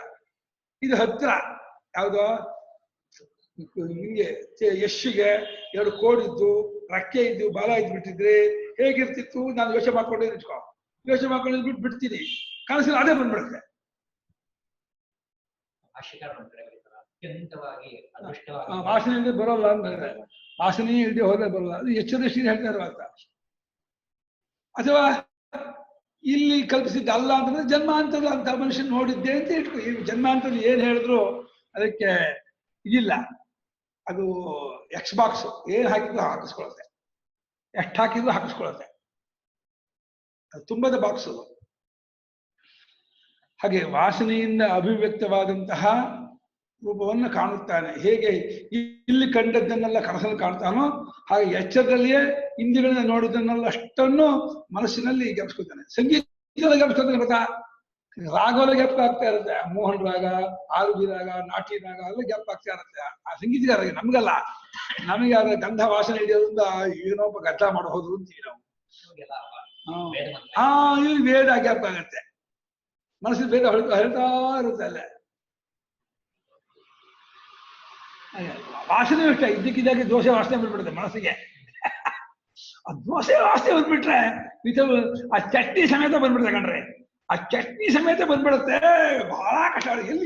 ಎಲ್ಲಿದೆ ಎಲ್ಲಿ ನೋಡಿದ್ರು ಇಲ್ಲ. ಬೋಂಡ ವಾಸನೆ, ಚಟ್ನಿ ವಾಸನೆ ಬಂದ್ಬಿಡುತ್ತೆ. ಬಹಳ ಕಷ್ಟ. ಈಗ ಮಲ್ಲಿಕಮ್ಮ ಹತ್ತಿರದಲ್ಲಿಲ್ಲ, ಮಾಡ್ಕೊಡೋರು ಇಲ್ಲ, ಕಷ್ಟ. ಅತಃ ಮನಸ್ಸಂತಸ್ತು ತೈಜಸೋಪಿ ಈಶ್ವರೇವಾ. ಆದ್ರಿಂದ ಮನಸ್ಸು ಒಳಗೆ ಇರತಕ್ಕಂತಹ ತೇಜಸ್ಸು ಯಾರೋ ವಿಶ್ವನೇ. ವಿಶ್ವನೇ ತೇಜಸ್ಸನು, ತೇಜಸ್ಸನೇ ವಿಶ್ವನು. ಒಳಗೂ ನಾನೇ, ಹೊರಗೂ ನಾನೇ. ಒಳಗೆ ಮನಸ್ಸು ನೋಡಿದ ನನಗೆ ತೇಜಸ್ ಅಂತ ಹೆಸರು, ಹೊರಗಡೆ ಪದಾರ್ಥ ನೋಡಿದ್ರು ನನಗೆ ವಿಶ್ವ ಅಂತ ಹೆಸರು. ಇಬ್ಬರಲ್ಲ ಅವರು. ಅವ್ರು ರಮಾಪತಿ ಅಂತಾನೆ, ಇಲ್ಲಿ ಬಂದ್ರೆ ಕ್ಲರ್ಕು ಅಂತಾರೆ. ರಮಾಪತಿ ಕ್ಲರ್ಕ್ ಇಬ್ಬರಲ್ಲ. ಆಫೀಸಲ್ಲಿ ಕ್ಲರ್ಕು, ಮನೇಲಿ ರಮಾಪತಿ ಒಬ್ಬನೇ. ಹಾಗೆ ಹೊರಗಡೆ ಮನಸ್ಸಲ್ಲಿ ನೋಡ್ತಾ ಇದ್ದ ಇವನಿಗೆ ತೇಜಸ್ ಅಂತ ಹೆಸರು, ಹೊರಗಡೆ ಇಂದ್ರಿಯ ಮೂಲಕ ಪದಾರ್ಥ ನೋಡುವ ಆತ್ಮನಿಗೆ ವಿಶ್ವ ಅಂತ ಹೆಸರು. ಆಕಾಶೇಚ ಹೃದಯ, ಬರೀ ಹೃದಯದ ಅಡಗ್ಬಿಟ್ಟ. ಅಂದ್ರೆ ಮನಸ್ಸಿನ ಹೃದಯದಲ್ಲಿ ಅಂದ್ರೆ ಮನೋವ್ಯಾಪಾರವನ್ನು ನಿಲ್ಲಿಸ್ಬಿಟ್ಟ. ಇಂದ್ರಿಯ ವ್ಯಾಪಾರವೂ ಇಲ್ಲ, ಮನೋವ್ಯಾಪಾರವೂ ಇಲ್ಲ, ಬ್ಲ್ಯಾಂಕ್ ಆಗ್ಬಿಟ್ಟ. ಏನು ಹರಿತಿಲ್ಲ, ತೋಚ್ತಾ ಇಲ್ಲ ಅಂತ ಇದಾಗ್ಬಿಟ್ಟ, ಮುಗ್ಧನಾಗ್ಬಿದ್ದಾನೆ. ಅವಾಗ ಹೃದಯಾಕಾಶದಲ್ಲಿ ಮಲಗಿದಾನೆ ಇಲ್ಲ. ಮಲಗಿದಾನೆ ಅಂದ್ರೆ ಮಲಗಿದವನು ಹೇಗೆ ಏನೂ ಮಾಡಲ್ವೋ ಹಾಗೆ ಏನೂ ಮಾಡ್ತಾ ಇಲ್ಲ ಅಷ್ಟೇ ಹೇಳಿದ್ರು. ಮಲಗಿದಾನೆ ಹೀಗೆ ಮಲಗಿದಾನೆ ಕೆಲಸ ಅಲ್ಲ, ಅಲ್ಲಿ ಮಲಗಿದ ಜಾಗ ಇಲ್ಲ, ಹಂಗೆಲ್ಲ. ಮಲಗಿದಾನೆ ಅಂದ್ರೆ ವ್ಯಾಪಾರ ಮಾಡ್ತಾ ಇರಲ್ಲ ಅಂತ. ಆಕಾಶೇಚ ಹೃದಯ ಸ್ಮರಣಾಖ್ಯ ವ್ಯಾಪಾರೋಪರಮೆ ಪ್ರಾಜ್ಞ ಏಕೀಭೂತಃ ಘನಪ್ರಜ್ಞ ಇವ ಭವತಿ. ಸ್ಮರಣ ಎಂಬ ಹೆಸರಿನ ವ್ಯಾಪಾರವು ಅಡಗಿಬಿಟ್ರೆ ಏನನ್ನು ಜ್ಞಾಪಿಸ್ಕೊಳ್ಳಲ್ಲ, ಏನು ರಿಪಲ್ಸ್ ಇಲ್ಲ ಮನಸ್ಸಲ್ಲಿ, ಯಾರು ಅಲೆಗಳಿಲ್ಲ, ವೈಬ್ರೇಷನ್ ಇಲ್ಲ, ಏನು ತೋಚ್ತಾ ಇಲ್ಲ ಅಂತ ಆದಾಗ ಅದು ಪ್ರಾಜ್ಞನಾಗಿ ಎಲ್ಲ ಒಂದೇ ಆಗುತ್ತೆ. ಇಂದ್ರಿಯಿಂದ ನೋಡಿದ್ದು, ಮನಸ್ಸಿನ ಕಲ್ಪಿಸಿಕೊಂಡದ್ದು ಅಷ್ಟು ಏಕೀಭೂತವಾಗಿ ಘನಪ್ರಜ್ಞ, ಅರಿವಿನ ಗಟ್ಟಿ, ಅರಿವಿನ ಮುದ್ದೆ, ಸಾಲಿಡ್ ಅರಿವು ಆಗ್ಬಿಟ್ಟು ಒಂದೇ ಬಿಡುತ್ತೆ. ಆಗ ಅವನಿಗೆ ಪ್ರಾಜ್ಞಾ ಅಂತ ಹೆಸರು. ಇವನಿಗೆ ವಿಶ್ವನೇ ತೇಜಸ್ಸನಾಗಿ, ತೇಜಸ್ಸನೇ ಪ್ರಾಜ್ಞ ಆಗ್ಬಿಟ್ಟ ಇವಾಗ. ಯಾಕೆ? ಮನೋವ್ಯಾಪಾರಾಭಾವ, ಮನಸ್ಸೆಂಬ ವ್ಯಾಪಾರವೇ ಇಲ್ಲವಾದ್ದರಿಂದ ಅವಾಗ ಅವನಿಗೆ ಪ್ರಾಜ್ಞಾ, ಬಹಳ ಮಹಾಪ್ರಾಜ್ಞಾಪ ಅವನು ಅಂತ ನಾವು ಹಾಸ್ಯಕ್ಕೆ ಹೇಳ್ತೀವಿ. ಏನು ಅರಿದೇನು ಆತ್ಮನಿಗೆ ಮಹಾಪ್ರಾಜ್ಞಾ ಅಂತ ಇದ್ದಾರೆ. ವಿದ್ಯೆಯಲ್ಲಿ ಏನು ಅರಿತಾ ಇರೋದಲ್ಲ, ಏನು ಅರಿದೇ ಇರುವಂತಹ ಆ ಆತ್ಮನ ಹೆಸರೇನು? ಪ್ರಾಜ್ಞಾ, ಘನಪ್ರಜ್ಞಾ, ಮಹಾಪ್ರಾಜ್ಞಾ. ಅರ್ಥದ ಪ್ರಾಜ್ಞನೋ, ಅರಿದೇ ಹೋದ ಪ್ರಾಜ್ಞನೋ? ಅರ್ಥದ ಪ್ರಾಜ್ಞ ಅಲ್ಲ. ಇಂದ್ರಿಯದಿಂದ ಅರ್ಥ ವಿಶ್ವ, ಮನಸ್ಸಲ್ಲಿ ಅರ್ಥ ತೇಜಸ. ಏನು ಅರಿವಾಗದವರ ಪ್ರಾಜ್ಞ. ಇದು ವಿಪರೀತ ಲಕ್ಷಣ ಆಗುತ್ತೆ. ಇದು ದಡ್ಡನ್ನು ಬೃಹಸ್ಪತಿ ಹೇಳಿದಂಗೆ ಅರಿದೇ ಇದ್ದವನು ಪ್ರಾಜ್ಞ ಅಂತ ಇದ್ದಾರೆ. ಅರಿವು ಒಂದೇ ಇರುತ್ತೆ ಅಂತ, ಅರಿವಿಗಿಂತ ಜಾತ್ಯಂತರ ಇರಲ್ಲ ಅಂತ. ದರ್ಶನ ಸ್ಮರಣೆ ಏವ ಹಿ ಮನಸ್ಪಂದಿದೆ. ನೋಡೋದು ಮತ್ತು ಜ್ಞಾಪಿಸ್ಕೊಳ್ಳೋದು ಅದು ಎರಡೇ ಅಂದ್ರೆ ಮನಸ್ಸಿನ ಅಲುಗಾಟ. ನೋಡುವಾಗಲೂ ಮನಸ್ಸಿನ ಅಲುಗಾಟ ಆಗತ್ತೆ, ಸ್ಮರಣಕ್ಕಾದ್ರೂ ಮನಸ್ಸಿನ ಅಲುಗಾಟ ಆಗತ್ತೆ. ನಿರ್ದೇಶನ ತೋರುತ್ತೆ, ನೋಡಿದ್ದು ಮಾಡಿದ್ರು ಕೂಡ ಕಾಣ್ತಾ ಇರುತ್ತೆ, ಮನಸ್ಸಿನ ಮನಸ್ಸಲ್ಲಿ ಸ್ಮರಣೆ ಆಗ್ತಾ ಇರೋದು ಅಲುಗಾಟ ಆಗ್ತಾ ಇರುತ್ತೆ. ತದಭಾವೇ ತಜ್ಜೇವ ಅವಿಶೇಷೇಣ ಪ್ರಾಣಾತ್ಮನ ಅವಸ್ಥಾನ. ಅದೆರಡೂ ಇಲ್ಲ, ದರ್ಶನವೂ ಇಲ್ಲ, ಸ್ಮರಣವೂ ಇಲ್ಲ ಅಂತಂದ್ರೆ ಶರೀರದಲ್ಲಿ ಯಾವ ವಿಶೇಷವನ್ನು ಇಟ್ಕೊಳ್ಳದೆ ವಿಶೇಷ ರಹಿತನಾಗಿ ಬರೀ ಉಸಾಡ್ತಾ ಇರ್ತಾನೆ. ಎಚ್ಚರ ದೃಷ್ಟಿಯಿಂದ ಅವನು ಪ್ರಾಣ ಅಂತ, ಅಥವಾ ಪ್ರಾಜ್ಞನಿಗೆ ಪ್ರಾಣ ಅಂತ ಹೆಸರು. ಪ್ರಾಣದಿಂದ ಹೇಗೆಲ್ಲ ಬದುಕಿರ್ತಾರೋ ಪ್ರಾಜ್ಞನಿಂದಲೇ ಬದುಕಿರೋದು ಅಂತ, ಅದರಿಂದ ಪ್ರಾಜ್ಞನಿಗೆ ಪ್ರಾಣ ಅಂತ ಹೆಸರು ಕೊಟ್ಟಿದ್ದಾರೆ ಅಂತ ಮಾಡ್ಬೋದು. ಅಥವಾ ಜಾಗೃತ ದೃಷ್ಟಿಯಿಂದ ಉಸಾಟ ಆಡ್ತಿರ್ತಾನೆ ಅಷ್ಟೇ. ಇನ್ನೇನ್ ಮಾಡ್ತಿರ್ತಾನೆ, ನಿದ್ದೆ ಮಾಡ್ತಾ ಇರೋ ಏನ್ ಮಾಡ್ತಿರ್ತಾನೆ, ಉಸಾಟ ಆಡ್ತಾ ಇದ್ದಾನೆ ಅಷ್ಟೇ. ಪ್ರಾಣ ಏಕೋ ಜಾಗೃತಿ, ಅದನ್ನ ಪ್ರಾಣ ಅಂತ ಹೆಸರು. ನಾವಾಗಿ ಪ್ರಾಜ್ಞನಿಗೂ ಪ್ರಾಣನಿಗೂ ಅಭೇದವೇ. ಈ ಮುಖ್ಯ ಪ್ರಾಣ ಅಲ್ಲ, ಅದೇ ಪ್ರಾಣ ಅಂದ್ರೆ ಅವನಿಗೆ ಪ್ರಾಣ ಅಂತ ಹೆಸರು. ಪ್ರಾಣ ರೂಪದಿಂದ ಅಂದ್ರೆ ಪ್ರಾಜ್ಞ ರೂಪದಿಂದ ಇದ್ಕೊಂಡಿರುವುದು ಎಲ್ಲ ಅದು. ಪ್ರಾಣೋ ಹ್ಯವೀತಾನ್ ಸರ್ವಾನ್ ಸಂಯುಕ್ತೆ ಇತಿ. ನೋಡಿ, ಈ ಶ್ರುತಿ ನೋಡಿದ್ರೆ ಮುಖ್ಯ ಪ್ರಾಣ. ಪ್ರಶ್ನೋಪನಿಷತ್ತು ಛಾಂದೋಗ್ಯ ಶ್ರುತಿಯಲ್ಲಿ ಮಲಗಿದಾಗ ಎಲ್ಲಾ ಕರ್ಣಗಳನ್ನು ಮನಸ್ಸನ್ನು ಪ್ರಾಣ ಅಡಗಿಸ್ಕೊಂಡಿರ್ತಾನೆ ಅಂದ್ರೆ ಅದು ಮುಖ್ಯ ಪ್ರಾಣ ಅಡಗಿಸ್ಕೊಂಡಿರ್ತಾನೆ ಅಂತ ಬಂದಿದೆ ವಿಚಾರ. ಸಂಪರ್ಕ ವಿದ್ಯೆ. ತೇಜಸ್ಸೋ ಹಿರಣ್ಯಗರ್ಭ ಮನಸ್ತತ್ವ. ಇಲ್ಲಿ ಬೈಫಿಕೇಶನ್ ಮಾಡುದು ವೈಶ್ವಾನರಿಗೂ ಹಿರಣ್ಯಗರ್ಭರಿಗೂ. ಮನಸ್ಸಿನಲ್ಲಿ ಇದ್ದದ್ದಾದಾಗ ಅವನು ತೇಜಸ, ಯಾಕೆ ಅವನು ಹಿರಣ್ಯಗರ್ಭ ಆಗಿರ್ತಾನೆ. ಹಿರಣ್ಯಗರ್ಭ ಅಂದ್ರೆ ಸಮಷ್ಟಿ ಮನೋಭಿಮಾನಿ ದೇವತೆ, ಸಮಷ್ಟಿ ಪ್ರಾಣಾಭಿಮಾನಿ ದೇವತೆ. ಅಲ್ಲ ನಾನು ಹೇಗ ಅದನ್ನು ನಾನು ಅಂದ್ಕೊಂಡು ಜೀವನಿಗೆ ಎಷ್ಟು ಹೇಳಿದ್ರು, ಅಯ್ಯೋ ನನ್ನಲ್ಲಿ ನಿನ್ನ ಎಲ್ಲರೂ ಮನಸ್ಸಿದೆಯಲ್ಲ, ಎಲ್ಲಾ ಮನಸ್ಸನ್ನು ಕರೆಕ್ಟ್ ಉಂಡೆ ಮಾಡು, ಎಲ್ಲಾ ಪ್ರಾಣವನ್ನು ಉಂಡೆ ಮಾಡು. ಎಲ್ಲ ಜನರು ಮಾತ್ರ ಅಲ್ಲ, ಪ್ರಾಣಿ ಪಕ್ಷಿ ಕ್ರಿಮಿ ಕೀಟ ದೇವತೆಗಳು ಯಕ್ಷರು ಇಡೀ ವಿಶ್ವದಲ್ಲಿ ಎಷ್ಟು ಜನ ಇದ್ದಾರೆ, ಎಲ್ಲರ ಮನಸ್ಸು ಪ್ರಾಣವನ್ನು ಉಂಡೆ ತೆಗೆದುಕೊಂಡು ಅದನ್ನು ನಾನು ಅಂದ್ಕೊಂಡಂತಹ ದೇವತೆಗೆ ಹಿರಣ್ಯಗರ್ಭ ಪ್ರಾಣಾತ್ಮ ಅವನು ಮನಸ್ಸಲ್ಲಿರುವನು ಅಂತ. ಲಿಂಗಂ ಮನಃ ಮನೋಮಯೋಯಂ ಪುರುಷಃ ಇತ್ಯಾದಿ ಶ್ರುತಿಭ್ಯಃ. ಲಿಂಗಂ ಮನ ಎತ್ತ ಋಷಿಕ್ತಮಸ್ಯ ಅಂತ ವಾಕ್ಯ ಇದೆ. ಲಿಂಗವಾದ ಮನಸ್ಸು ಎಲ್ಲಿ ಅಂಟ್ಕೊಂಡಿರುತ್ತೋ ಅಂತ ಹೇಳಿ ಆ ಲಿಂಗ ಶಬ್ದವನ್ನು ಹಾಕಿದ್ದಾರೆ ಮನಸ್ಸಿಗೆ, ಲಿಂಗಾತ್ಮ ಅಂತ. ಲಿಂಗಾತ್ಮನಲ್ಲಿ ಅಭಿಮಾನ ಪಡ್ಕೊಂಡ ಆತ್ಮನೇ ಹಿರಣ್ಯಗರ್ಭಾತ್ಮ ತೇಜಸ. ಇವನು ಮನೋಮಯನು, ಈ ಪುರುಷನು ಇನ್ನೊಂದು ಕಡೆ ಬರೋದ್ರಲ್ಲಿ ಬಲಮಟ್ಟಿಗೆ ಮನಸ್ಸಿನಲ್ಲೇ ಜಾಸ್ತಿ ಇರ್ತಾನೆ. ಏನಾದ್ರು ನೋಡ್ಬೇಕಾದ್ರೆ ಕಣ್ಣಿಗೆ ಬರ್ತಾನೆ, ಕೇಳ್ಬೇಕಾದ್ರೆ ಕಿವಿಗೆ ಬರ್ತಾನೆ. ನೋಡೋದು ಕೇಳೋದು ಏನು ಇಲ್ಲ ಯೋಚನೆ ಮಾಡ್ತಾ ಇರ್ತಾನೆ, ಇಲ್ಲ ನಿದ್ದೆ ಮಾಡ್ತಾನೆ. ಇಲ್ಲ ಇಂದ್ರಿಯಕ್ಕೆ ಬರಬೇಕು, ಇಲ್ಲ ಮನಸ್ಸಿಗೆ ವ್ಯಾಪಾರ ಮಾಡಬೇಕು, ಇಲ್ಲ ನಿದ್ದೆ ಮಾಡಬೇಕು. ಇನ್ನೊಂದು ಏನ್ ಮಾಡೋಕ್ಕಾಗತ್ತಾ, 3 ಮಿನಿಟ್ ಬಿಟ್ಟು ಅದು ಜಾಸ್ತಿ ಮನಸ್ಸಲ್ಲಿರುತ್ತೆ. ಹಂಗ್ ಮಾಡ್ತೀನಿ, ಆಯ್ತು ನಾನು ಬಿಟ್ಟು ಹೋಗ್ತೀನಿ, ಇಲ್ಲ ಮಂಡೂಕ್ಕೆ ತೈತಿರ ಅಲ್ಲಿ ಹೋಗ್ತೀನಿ, ತಿರುಪತಿ ಹೋಗ್ತೀನಿ, ಅಲ್ಲಿ ಏನೋ ಇದು ಮಾಡ್ಕೊಳ್ತೀನಿ, ಪರೀಕ್ಷೆ ಕಟ್ಕೊಳ್ತೀನಿ, ಅಲ್ಲಿ ಅದಕ್ಕೆ ಕೆಲಸ ಸಿಗುತ್ತೆ, ನನಗೆ ಅಲ್ಲಿ ಕೆಲಸ ಸೇರ್ಕೊಳ್ತೀನಿ, ದೊಡ್ಡ ಪೋಸ್ಟ್ ಆಗುತ್ತೆ, ಇಲ್ಲ ಅದಾಗುತ್ತೆ, ಇನ್ನೊಂದು ಬರುತ್ತೆ. ಅದು ಕಲ್ಪನಾ ಅವನು ಕೈ ನೋಡಿದೆ, ಅವನಿಂದ ಎಲ್ಲ ಅವ್ನು ನೋಡ್ಬಿಡ್ತಾರೆ. ಯಾಕೆ ಸುರೇಶ್ ನೋಡಕ್ಕೆ ಹೀಗೆ ಮಾಡ್ತೀಯಲ್ಲ, ಸುರೇಶ್ ನೋಡಿದ್ನಲ್ಲ ನಾನು. ವ್ಯಾಕೃತ ಪ್ರಾಣ ಅಲ್ಲ ರೀ, ಪ್ರಾಣ ವ್ಯಾಕೃತ, ಅವನ ಹೇಗೆ ಅವ್ಯಾಕೃತ ಅಂತ ಇದ್ದೀರ? ಪ್ರಾಣ ಎಚ್ಚರದಲ್ಲಿ ಗೊತ್ತಾಗ್ತಿದಲ್ಲ, ಆಟ ಕಾಣ್ತಾ ಇದೆಯಲ್ಲ, ನೀನ್ ಹೆಂಗ ಅವ್ಯಾಕೃತ ಅಂತ ಕರೆದ್ಬಿಟ್ರಿ? ಸುಷುಪ್ತೆ ತದಾತ್ಮಕಾನಿ ಕರಣಾನಿ ಭವಂತಿ. ಸುಷುಪ್ತಿಯಲ್ಲಿ ಕರ್ಣಗಳು ಅವನ ಸ್ವರೂಪವನ್ನು ಪಡ್ಕೊಂಡಿರುತ್ತೆ ಅಂದ್ರೆ ಅವನು ಒಬ್ಬನೇ ಚೇಷ್ಟೆ ಮಾಡ್ತಿರ್ತಾನೆ, ಇನ್ಯಾವ ಚೇಷ್ಟೆ ಮಾಡ್ತಿರಲ್ಲ ಅಂತ. ಇಲ್ಲಿ ಸ್ವರೂಪ ಪಡ್ಕೊಳಕ್ಕೆ ಇದಕ್ಕೆ ಕಾರ್ಯಕಾರಣ ಭಾವ ಇಲ್ಲ, ಉಪಾದಾನ ಕಾರಣ ಅಲ್ಲ. ಮನಸ್ಸು ಈ ಕಣ್ಣು ಕಿವಿ ಮೂಗು ಬಾಯಿನ ಇಂದ್ರಿಯ ಶಕ್ತಿ, ಇದಕ್ಕೆ ಶಕ್ತಿಗಿರ್ಬೋದು, ಆ ತತ್ವಕ್ಕೆ, ಆ ನೋಡೋದು ಅರಿವಿಗೆ ಉಪಾದಾನ ಕಾರಣ ಅಲ್ಲ. ಯಾಕೆ ಪ್ರಾಣನಲ್ಲೇ ಅರಿವಿಲ್ಲ, ಪ್ರಾಣನೇ ಕ್ರಿಯಾಮಯ. ಹಾಗಾಗಿ ಮನಸ್ಸಿನ ಅರಿವು, ಇಂದ್ರಿಯದ ಅರಿವು ಅಂತ ಏನಿದೆ ಅದು ಆತ್ಮನ ಅರಿವು ಮನಸ್ಸಿನ ಚಾಲ ಹರ್ಕೊಂಡ್ಬಂದದ್ದು. ಆದ್ರೆ ಅವುಗಳ ಕ್ರಿಯೆ ಇದೆಯಲ್ಲ, ಚೇಷ್ಟೆ ವ್ಯಾಪಾರ, ಅದು ಪ್ರಾಣಾಧೀನ ನಡೆಯೋದು. ಪ್ರಾಣ ಅವಳ ಕ್ರಿಯೆಯಿಂದ ವಿಡ್ರಾ ಮಾಡ್ಕೊಂಡ್ಬಿಟ್ಟ, ತನ್ನ ಸ್ವಲ್ಪ ಎಳ್ಕೊಂಡ್ಬಿಟ್ಟ. ನೋಡಲ್ಲ, ಕೇಳಲ್ಲ, ಮುಷಲ್ಲ, ಯೋಚನೆ ಮಾಡಲ್ಲ. ಅವಾಗ ಏನಾಯ್ತು, ನಿರ್ವ್ಯಾಪಾರ ಉಳ್ಕೊಂಡ್ಬಿಡತ್ತೆ.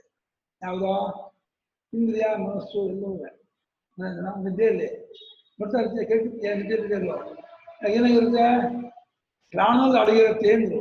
ಅಂದ್ರೆ ಅಡಗಿರೋದು ಯಾವುದೋ ಕ್ರಿಯೆ, ಆ ಇಂದ್ರಿಯ ತತ್ವ ಅಡಗಿರಲ್ಲ. ಇಂದ್ರಿಯ ತತ್ವಕ್ಕೂ ಪ್ರಾಣಕ್ಕೂ ಕಾರ್ಯಕಾರಣ ಭಾವ ಇಲ್ಲ. ಅದಕ್ಕೆ ತದಾತ್ಮಕಾನಿನ ಸಹ ಆತ್ಮ ಯಶಾಂತಾನಿ ತದಾತ್ಮಕಾನಿ ಸಹ ಪ್ರಾಣ ಆತ್ಮ ಸ್ವರೂಪಂ ಯಶಾಂ ಚಕ್ಷುರಾದೀನಾಂ ತಾನಿ ಇವಾನಿ ಚಕ್ಷುರಾದೀನಿ ಪ್ರಾಣಾತ್ಮಕಾನಿ ತದಾತ್ಮಕಾನಿ ಕರಣಗಳು ಹಾಗಾಗಿ ಇರುತ್ತವೆ ಅಂತ ಅರ್ಥ. ಕಥಂ ಅವ್ಯಾಕೃತ,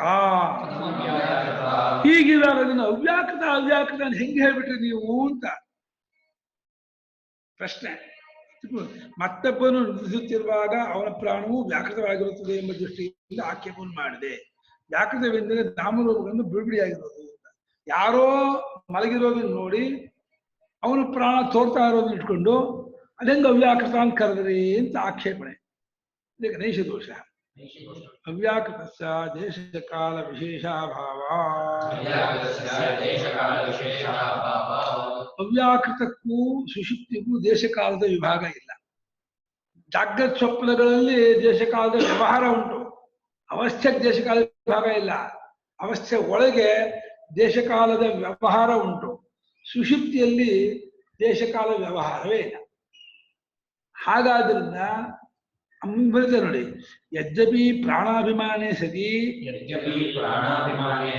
ವ್ಯಾಕೃತೈವ ಪ್ರಾಣಸ್ಯ ತಥಾಪಿ ಪಿಂಡ ಪರಿಚ್ಛಿನ್ನ ವಿಶೇಷಾಭಿಮಾನ ನಿರೋಧ ಪ್ರಾಣಿ ಭವತಿ इति अव्याकृत एव प्राणः सुषुप्ते परिच्छिन्न अभिमानवतां चक्षुरादीनां प्राणे निरोध.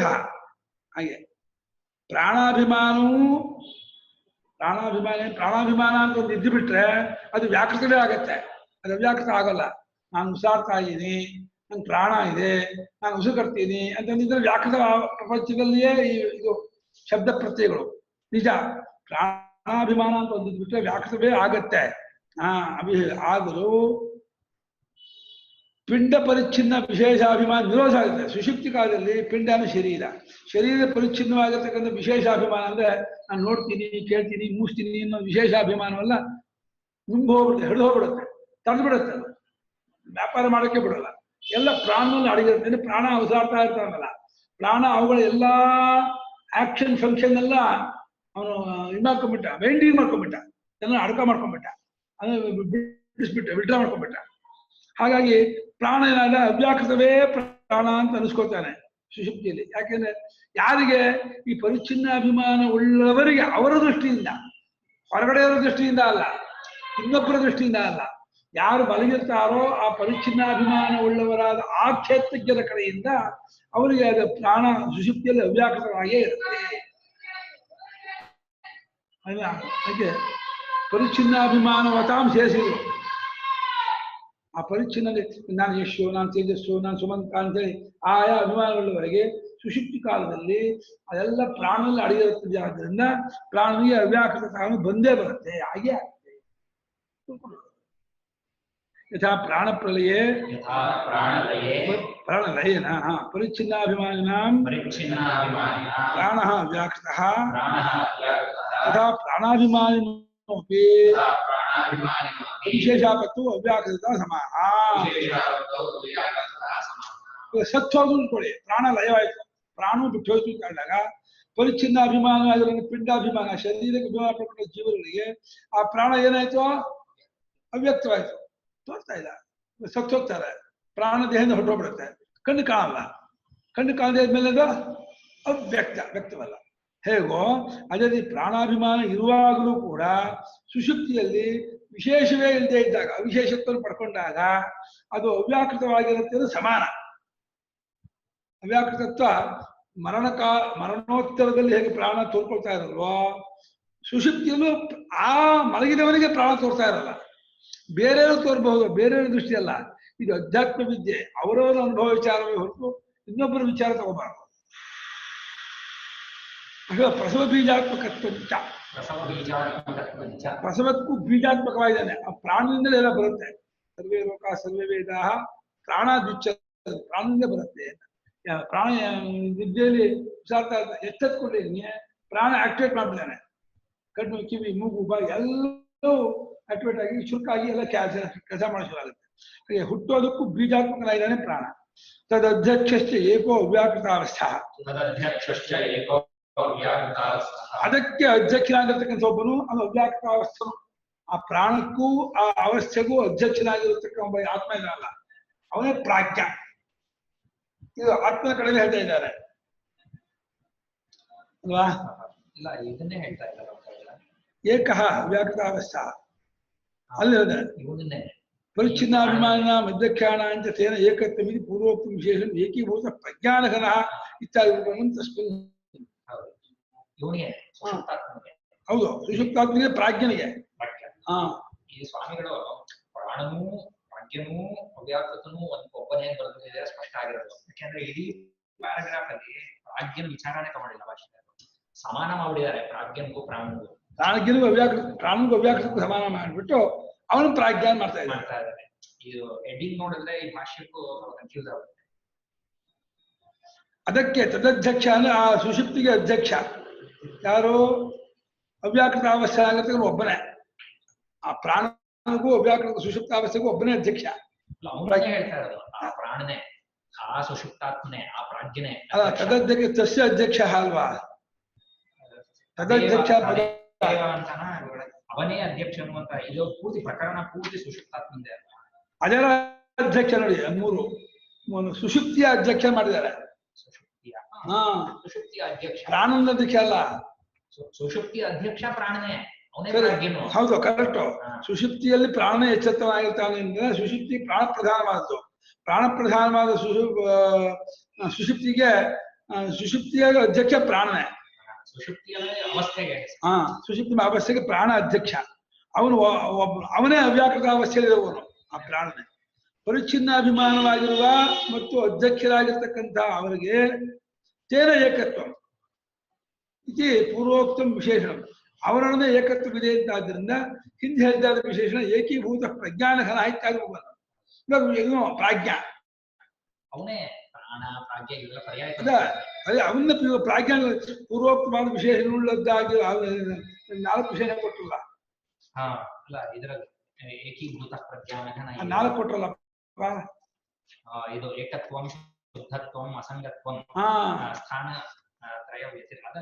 ಅದಕ್ಕಲ್ಲ ಇದು ಹಿಂದೆ ಇದರಲ್ಲಿ ಬಂತಲ್ಲ ಶ್ರುತಿನಲ್ಲಿ, ಅಂತರ್ಯಾಮಿ ಏಷೈವಮಿ ಸರ್ವಸ್ಯ, ಅದು ಮತ್ತೆ ಅದರ ಹಿಂದಿನ ಶ್ಲೋಕ. ಏಕೀಭೂತ ಪ್ರಜ್ಞಾನಘನ ಏವ ಆನಂದಮಯೋ ಸರ್ವಜ್ಞನು ಸರ್ವೇಶ, ಅದು ಕೊಟ್ಟಿದ್ದಾರೆ ಸ್ವಾಮಿಗಳು. ಅದು ಆನಂದಮಯೋ ಆನಂದ ಪ್ರಜ್ಞಾನಘನ ಆನಂದಮಯೋ ಆನಂದ ಭಗವತ್ 5ನೇ ಮಂತ್ರ. 5ನೇ ಮಂತ್ರ 6ನೇ ಮಂತ್ರ ಅಲ್ಲಿ ಹೇಳಿದ್ದಾಗಿರುವ ವಿಶೇಷವನ್ನು ಉಳ್ಳವನು ಎಲ್ಲ ಏಕೀಭೂತನಾಗಿದ್ದಾನೆ, ಒಂದಾಗಿದ್ದಾನೆ. ಪ್ರಜ್ಞಾನಘನ ಅಂತ ಹೇಳಿ ಈ ರೀತಿಯಾಗಿ ಅವನ ವಿಷಯ ಹೊಂದತ್ತೆ. ಪ್ರಜ್ಞಾನಘನ ಅನ್ನೋ ಇದೇ ಮುಂತಾದ ವಿಶೇಷಣವು ಇವನ ಪ್ರಾಣ ವಿಷಯದ ಹೊಂದತ್ತೆ, ಪ್ರಾಜ್ಞ ವಿಷಯದ ಹೊಂದತ್ತೆ. ಅವ್ಯಾಕೃತ ಅವಸ್ಥೆಯಲ್ಲಿ ಅವನೇ, ಅದೇ ಅವ್ಯಾಕೃತ ಅವಸ್ಥೆ. ಪರಿಚ್ಛಿನ್ನಾಭಿಮಾನಿನ ಮತ್ತೆ ಕ್ಷಾಣ ಮತ್ತೆ ವಿಶ್ವ ತೇಜಸ್, ಅವರಿಬ್ರು ಇಲ್ಲಿ ಅಡಕವಾಗ್ತಾ ಇದ್ದಾರೆ, ಏಕತ್ವನ ಹೊಂದ್ಕೋತಾ ಇದ್ದಾರೆ. ಅವ್ರಿಗೆ ಎಚ್ಚರ, ಯಾಕೆ ಅವನು ಪರಿಚ್ಛಿನ್ನ ಅಭಿಮಾನ ಎಚ್ಚರ ಅನ್ನೋದು ಒಂದು ಪರಿಚ್ಛಿನ್ನ, ಅಲ್ಲಿ ಬೌಂಡ್ರಿ ಇದೆ, ಅದಕ್ಕೆ ಅವನ ಅಧ್ಯಕ್ಷ. ಕನಸು ಅನ್ನೋ ಒಂದು ಬೌಂಡ್ರಿ ಇದೆ. ಇದು ಪರಿಚ್ಛಿನ್ನ ಅಭಿಮಾನ ಆಗಿರ್ತದೆ ಜೀವನಗಳಿಗೆ ಅವನು ಒಂದು ಮಾಡ್ಬೋದಾಯ್ತು. ಇಲ್ಲಿ ಇದ್ರಲ್ಲಿ ಮರ್ಜ್ ಆಗ್ತಿದೆ ಅಂತ ತೋರಿಸ್ಬೇಕು. ಅದೆಲ್ಲ ಪರಿಚ್ಛಿನ್ನ ಅಭಿಮಾನಿಗಳು ತೇಜು, ಯಶು, ಕುಮಾರ ಅಂತ ಪರಿಚ್ಛಿನ್ನ ಅಭಿಮಾನ ಇರ್ತದೆ ಎಲ್ಲ.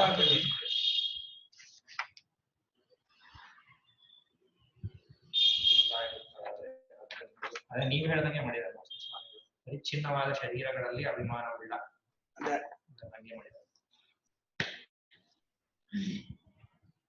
ಯಾಕಂದ್ರೆ ಬಹುವಚನ ಪರಿಚ್ಛಿನ್ನ ಅಭಿಮಾನವತಾಮಲು ಅದಿಬ್ಬರಿಗೂ ಹೊಂದಲ್ಲ. ಪರಿಚ್ಛಿನ್ನಾಭಿಮಾನಿನ ಅಧ್ಯಕ್ಷಾಣಾಂ ಅಂತಿರೋದ್ರಿಂದ ಒಬ್ಬೊಬ್ಬ ಜೀವರು ಅಧ್ಯಕ್ಷರು ಪರಿಚ್ಛಿನ್ನಾಭಿಮಾನವುಳ್ಳವರು, ಅವರೆಲ್ಲರೂ ಕೂಡ ಸುಷುಪ್ತಿರು ಒಂದಾಗಿರ್ತಾರೆ. ಅನ್ನೋದು ಈ ರೀತಿಯಾದಂತಹ ಒಂದು ಸ್ಟೇಟ್ಮೆಂಟ್ ಹೊಂದತ್ತೆ ಅಂತ ಇದ್ದಾರೆ. ಉಕ್ತ ಹೇತುತ್ವ ಅಚ್ಚ ಉಕ್ತ ಹೇತುತ್ವ ಚಂದ ಹೇಳಿದಾಗ ಹೇಳಿ ಕಾರಣವೂ ಹೊಂದುತ್ತದೆ. ದೇಶಕಾಲಗಳ ವಿಶೇಷವಿಲ್ಲ ಮತ್ತು ಅಧ್ಯಾತ್ಮ ಅಧಿದೈವ ಎಲ್ಲ ಒಂದಾಗಿರುತ್ತೆ. ಈ ಕಾರಣ ಈ ಹೇತು ಹೊಂದಲ್ಲ ಅಂತಾರೆ. ದೇಶಕಾಲ ವ್ಯಕ್ತಿ ಇರೋದಿಲ್ಲ ಅನ್ನೋದು ಹೊಂದುತ್ತೆ ಮಾಡಿದ್ದಾರೆ. ಅಧ್ಯಾತ್ಮ ಅಧಿದೈವ ಎಂಬ ವಿಶೇಷಗಳನ್ನು ಹೊಂದಲ್ಲ. ಏಕೆಂದರೆ ವಿಶೇಷ ಪಕ್ಷಿರುವಂತೆ ಈ ಅಧ್ಯಾತ್ಮ ಅಧಿದೈವ ವ್ಯಕ್ತಿ ಸಮಕ್ಷಗಳಾಗಲಿ ಇರುವುದಿಲ್ಲ ಮಾಡಿದ್ದಾರೆ. ಹೋಗೋದಾಯ್ತು ಅಧ್ಯಾತ್ಮ ಪ್ರಾಣ ದೈವವಾಗಿ ಅವ್ಯಾಕೃತ. ಇದನ್ನು ನೋಡೋಣ. ಇದನ್ನ ಏನ್ ಮಾಡಿರ್ತಾರೆ ಗುರುಗಳೇ ಪ್ರಶ್ನೆಗಳಿಗೆ ಹಾ ಈಗ ಕೇಳ್ಬೋದು. ಒಂದು ಇದಾಯ್ತು, ಒಂದು ಪ್ಯಾರ ಆಯ್ತು.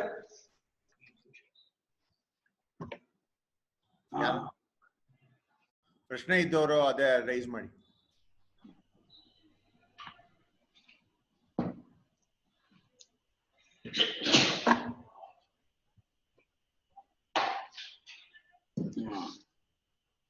ಸರಿ, ಯಾರು ಇಲ್ಲ, ಮುಂದೆ ಶುರು ಮಾಡ.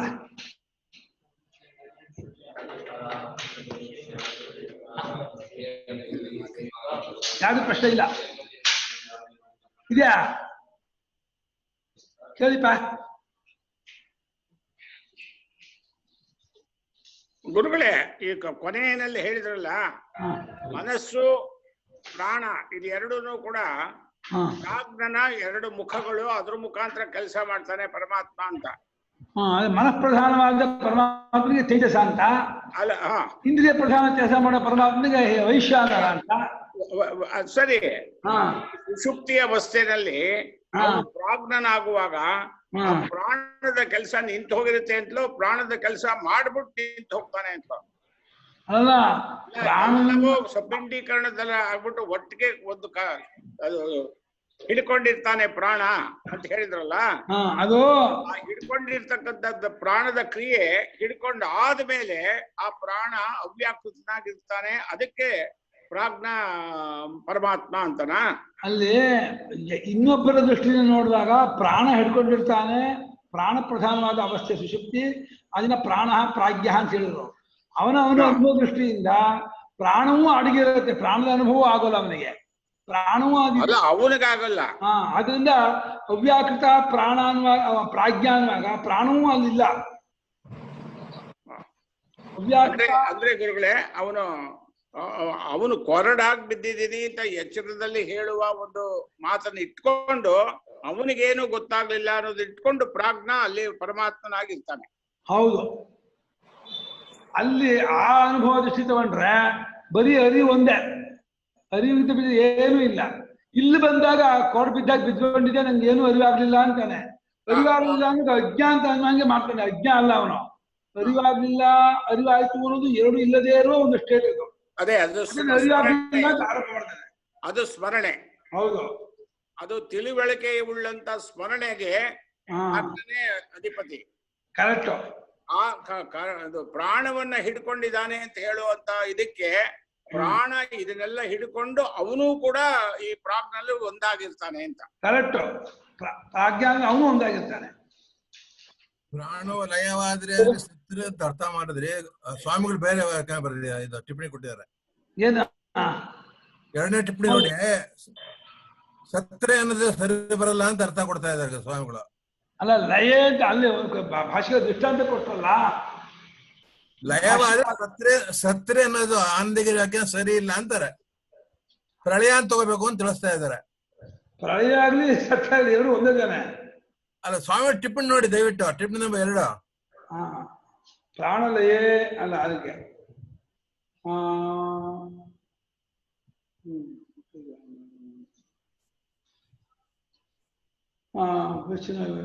ಪ್ರಾಣವು ಲಯವಾದರೆ ಎರಡು, ಇಲ್ಲಿ ಪ್ರಳಯವಾದರೆ ಎಂದರ್ಥ.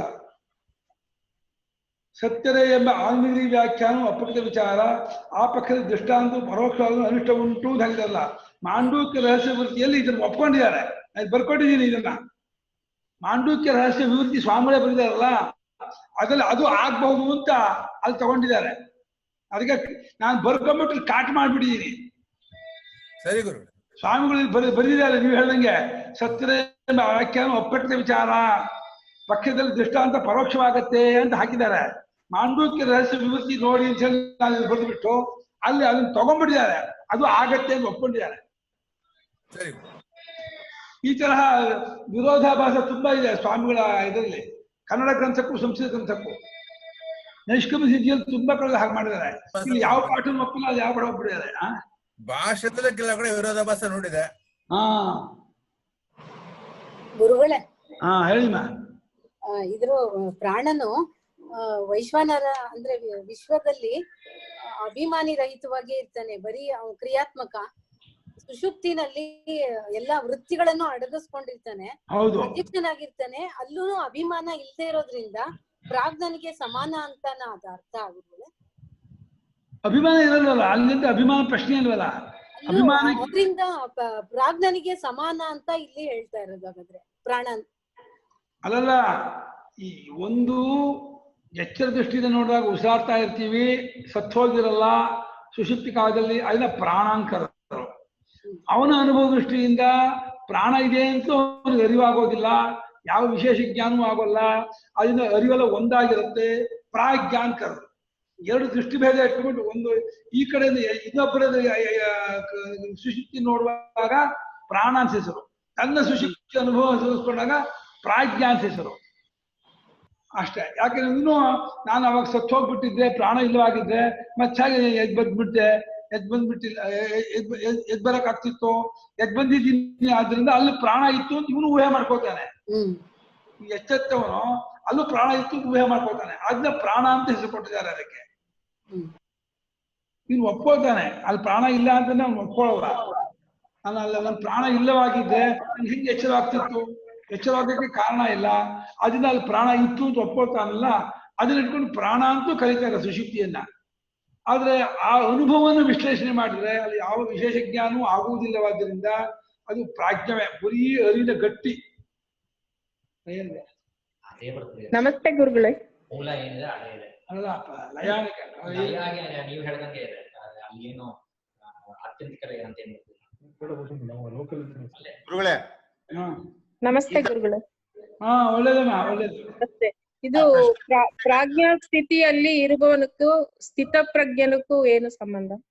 ಅದು ಪ್ರಾಜ್ಞ ಸ್ಥಿತಿ ಪ್ರಾಕೃತಿಕ, ಸ್ಥಿತಪ್ರಜ್ಞಾ ಪ್ರಯತ್ನದಿಂದ ನಿಲ್ಲೋದು, ಪ್ರಾಕೃತಿಕ ಅಲ್ಲ. ಪ್ರಾಜ್ಞಾ ಎಲ್ಲರೂ ಸುಷುಪ್ತಿಗೆ ಬಂದೇ ಬರ್ತಾರೆ, ಸುಷುಪ್ತಿ ಬಂದೇ ಇರೋಕ್ಕಾಗೋದೇ ಇಲ್ಲ. ಅದು ಸ್ಥಿತಪ್ರಜ್ಞೆ ಆಗಿರೋಕೆ ಎಲ್ರಿಗೂ ಆಗೋಲ್ಲ. ಅದು ಆತ್ಮಜ್ಞಾನ ಆದವರು ಮಾತ್ರ ಸ್ಥಿತಪ್ರಜ್ಞರಾಗ್ತಾರೆ, ಎಲ್ರಿಗೂ ಸ್ಥಿತಪ್ರಜ್ಞರಾಗಿರೋಕ್ಕಾಗಲ್ಲ. ಸರಿ ಗುರು. ನೋಡಿಲಿ, ಪ್ರಾಣಲಯೇ ಪ್ರಾಣಾಭಿಮಾನ ನಿರೋಧೇ ಸತಿ ಪ್ರಾಣ ಬಂದಿದೆ ಮೃತದೃಷ್ಟ್ಯಾ. ಮೃತದೃಷ್ಟ್ಯಾ ಅಂತ ಬರೆದಿದ್ದಾರೆ ಸ್ವಾಮಿಗಳು. ಏವಂ ಪ್ರಬುದ್ಧಸ್ಯಾಪಿ ಅಂತ ನಾನು ಕಾಟ್ ಮಾಡಿದ್ದೀನಿ, ಆ ಟಿಪ್ಪಣಿ ಕಾಟ್ ಮಾಡಿದ್ದೀನಿ ನಾನು ಆ ಪುಸ್ತಕದಲ್ಲಿ. ಕಾಟ್ ಮಾಡಿಬಿಟ್ಟು ಅಲ್ಲಿ ಮಾಂಡೂಕ್ಯ ರಹಸ್ಯವತಿ ನೋಡಿ ಮೇಲೆ ಬರ್ದಿದ್ದೀನಿ ನಾನು.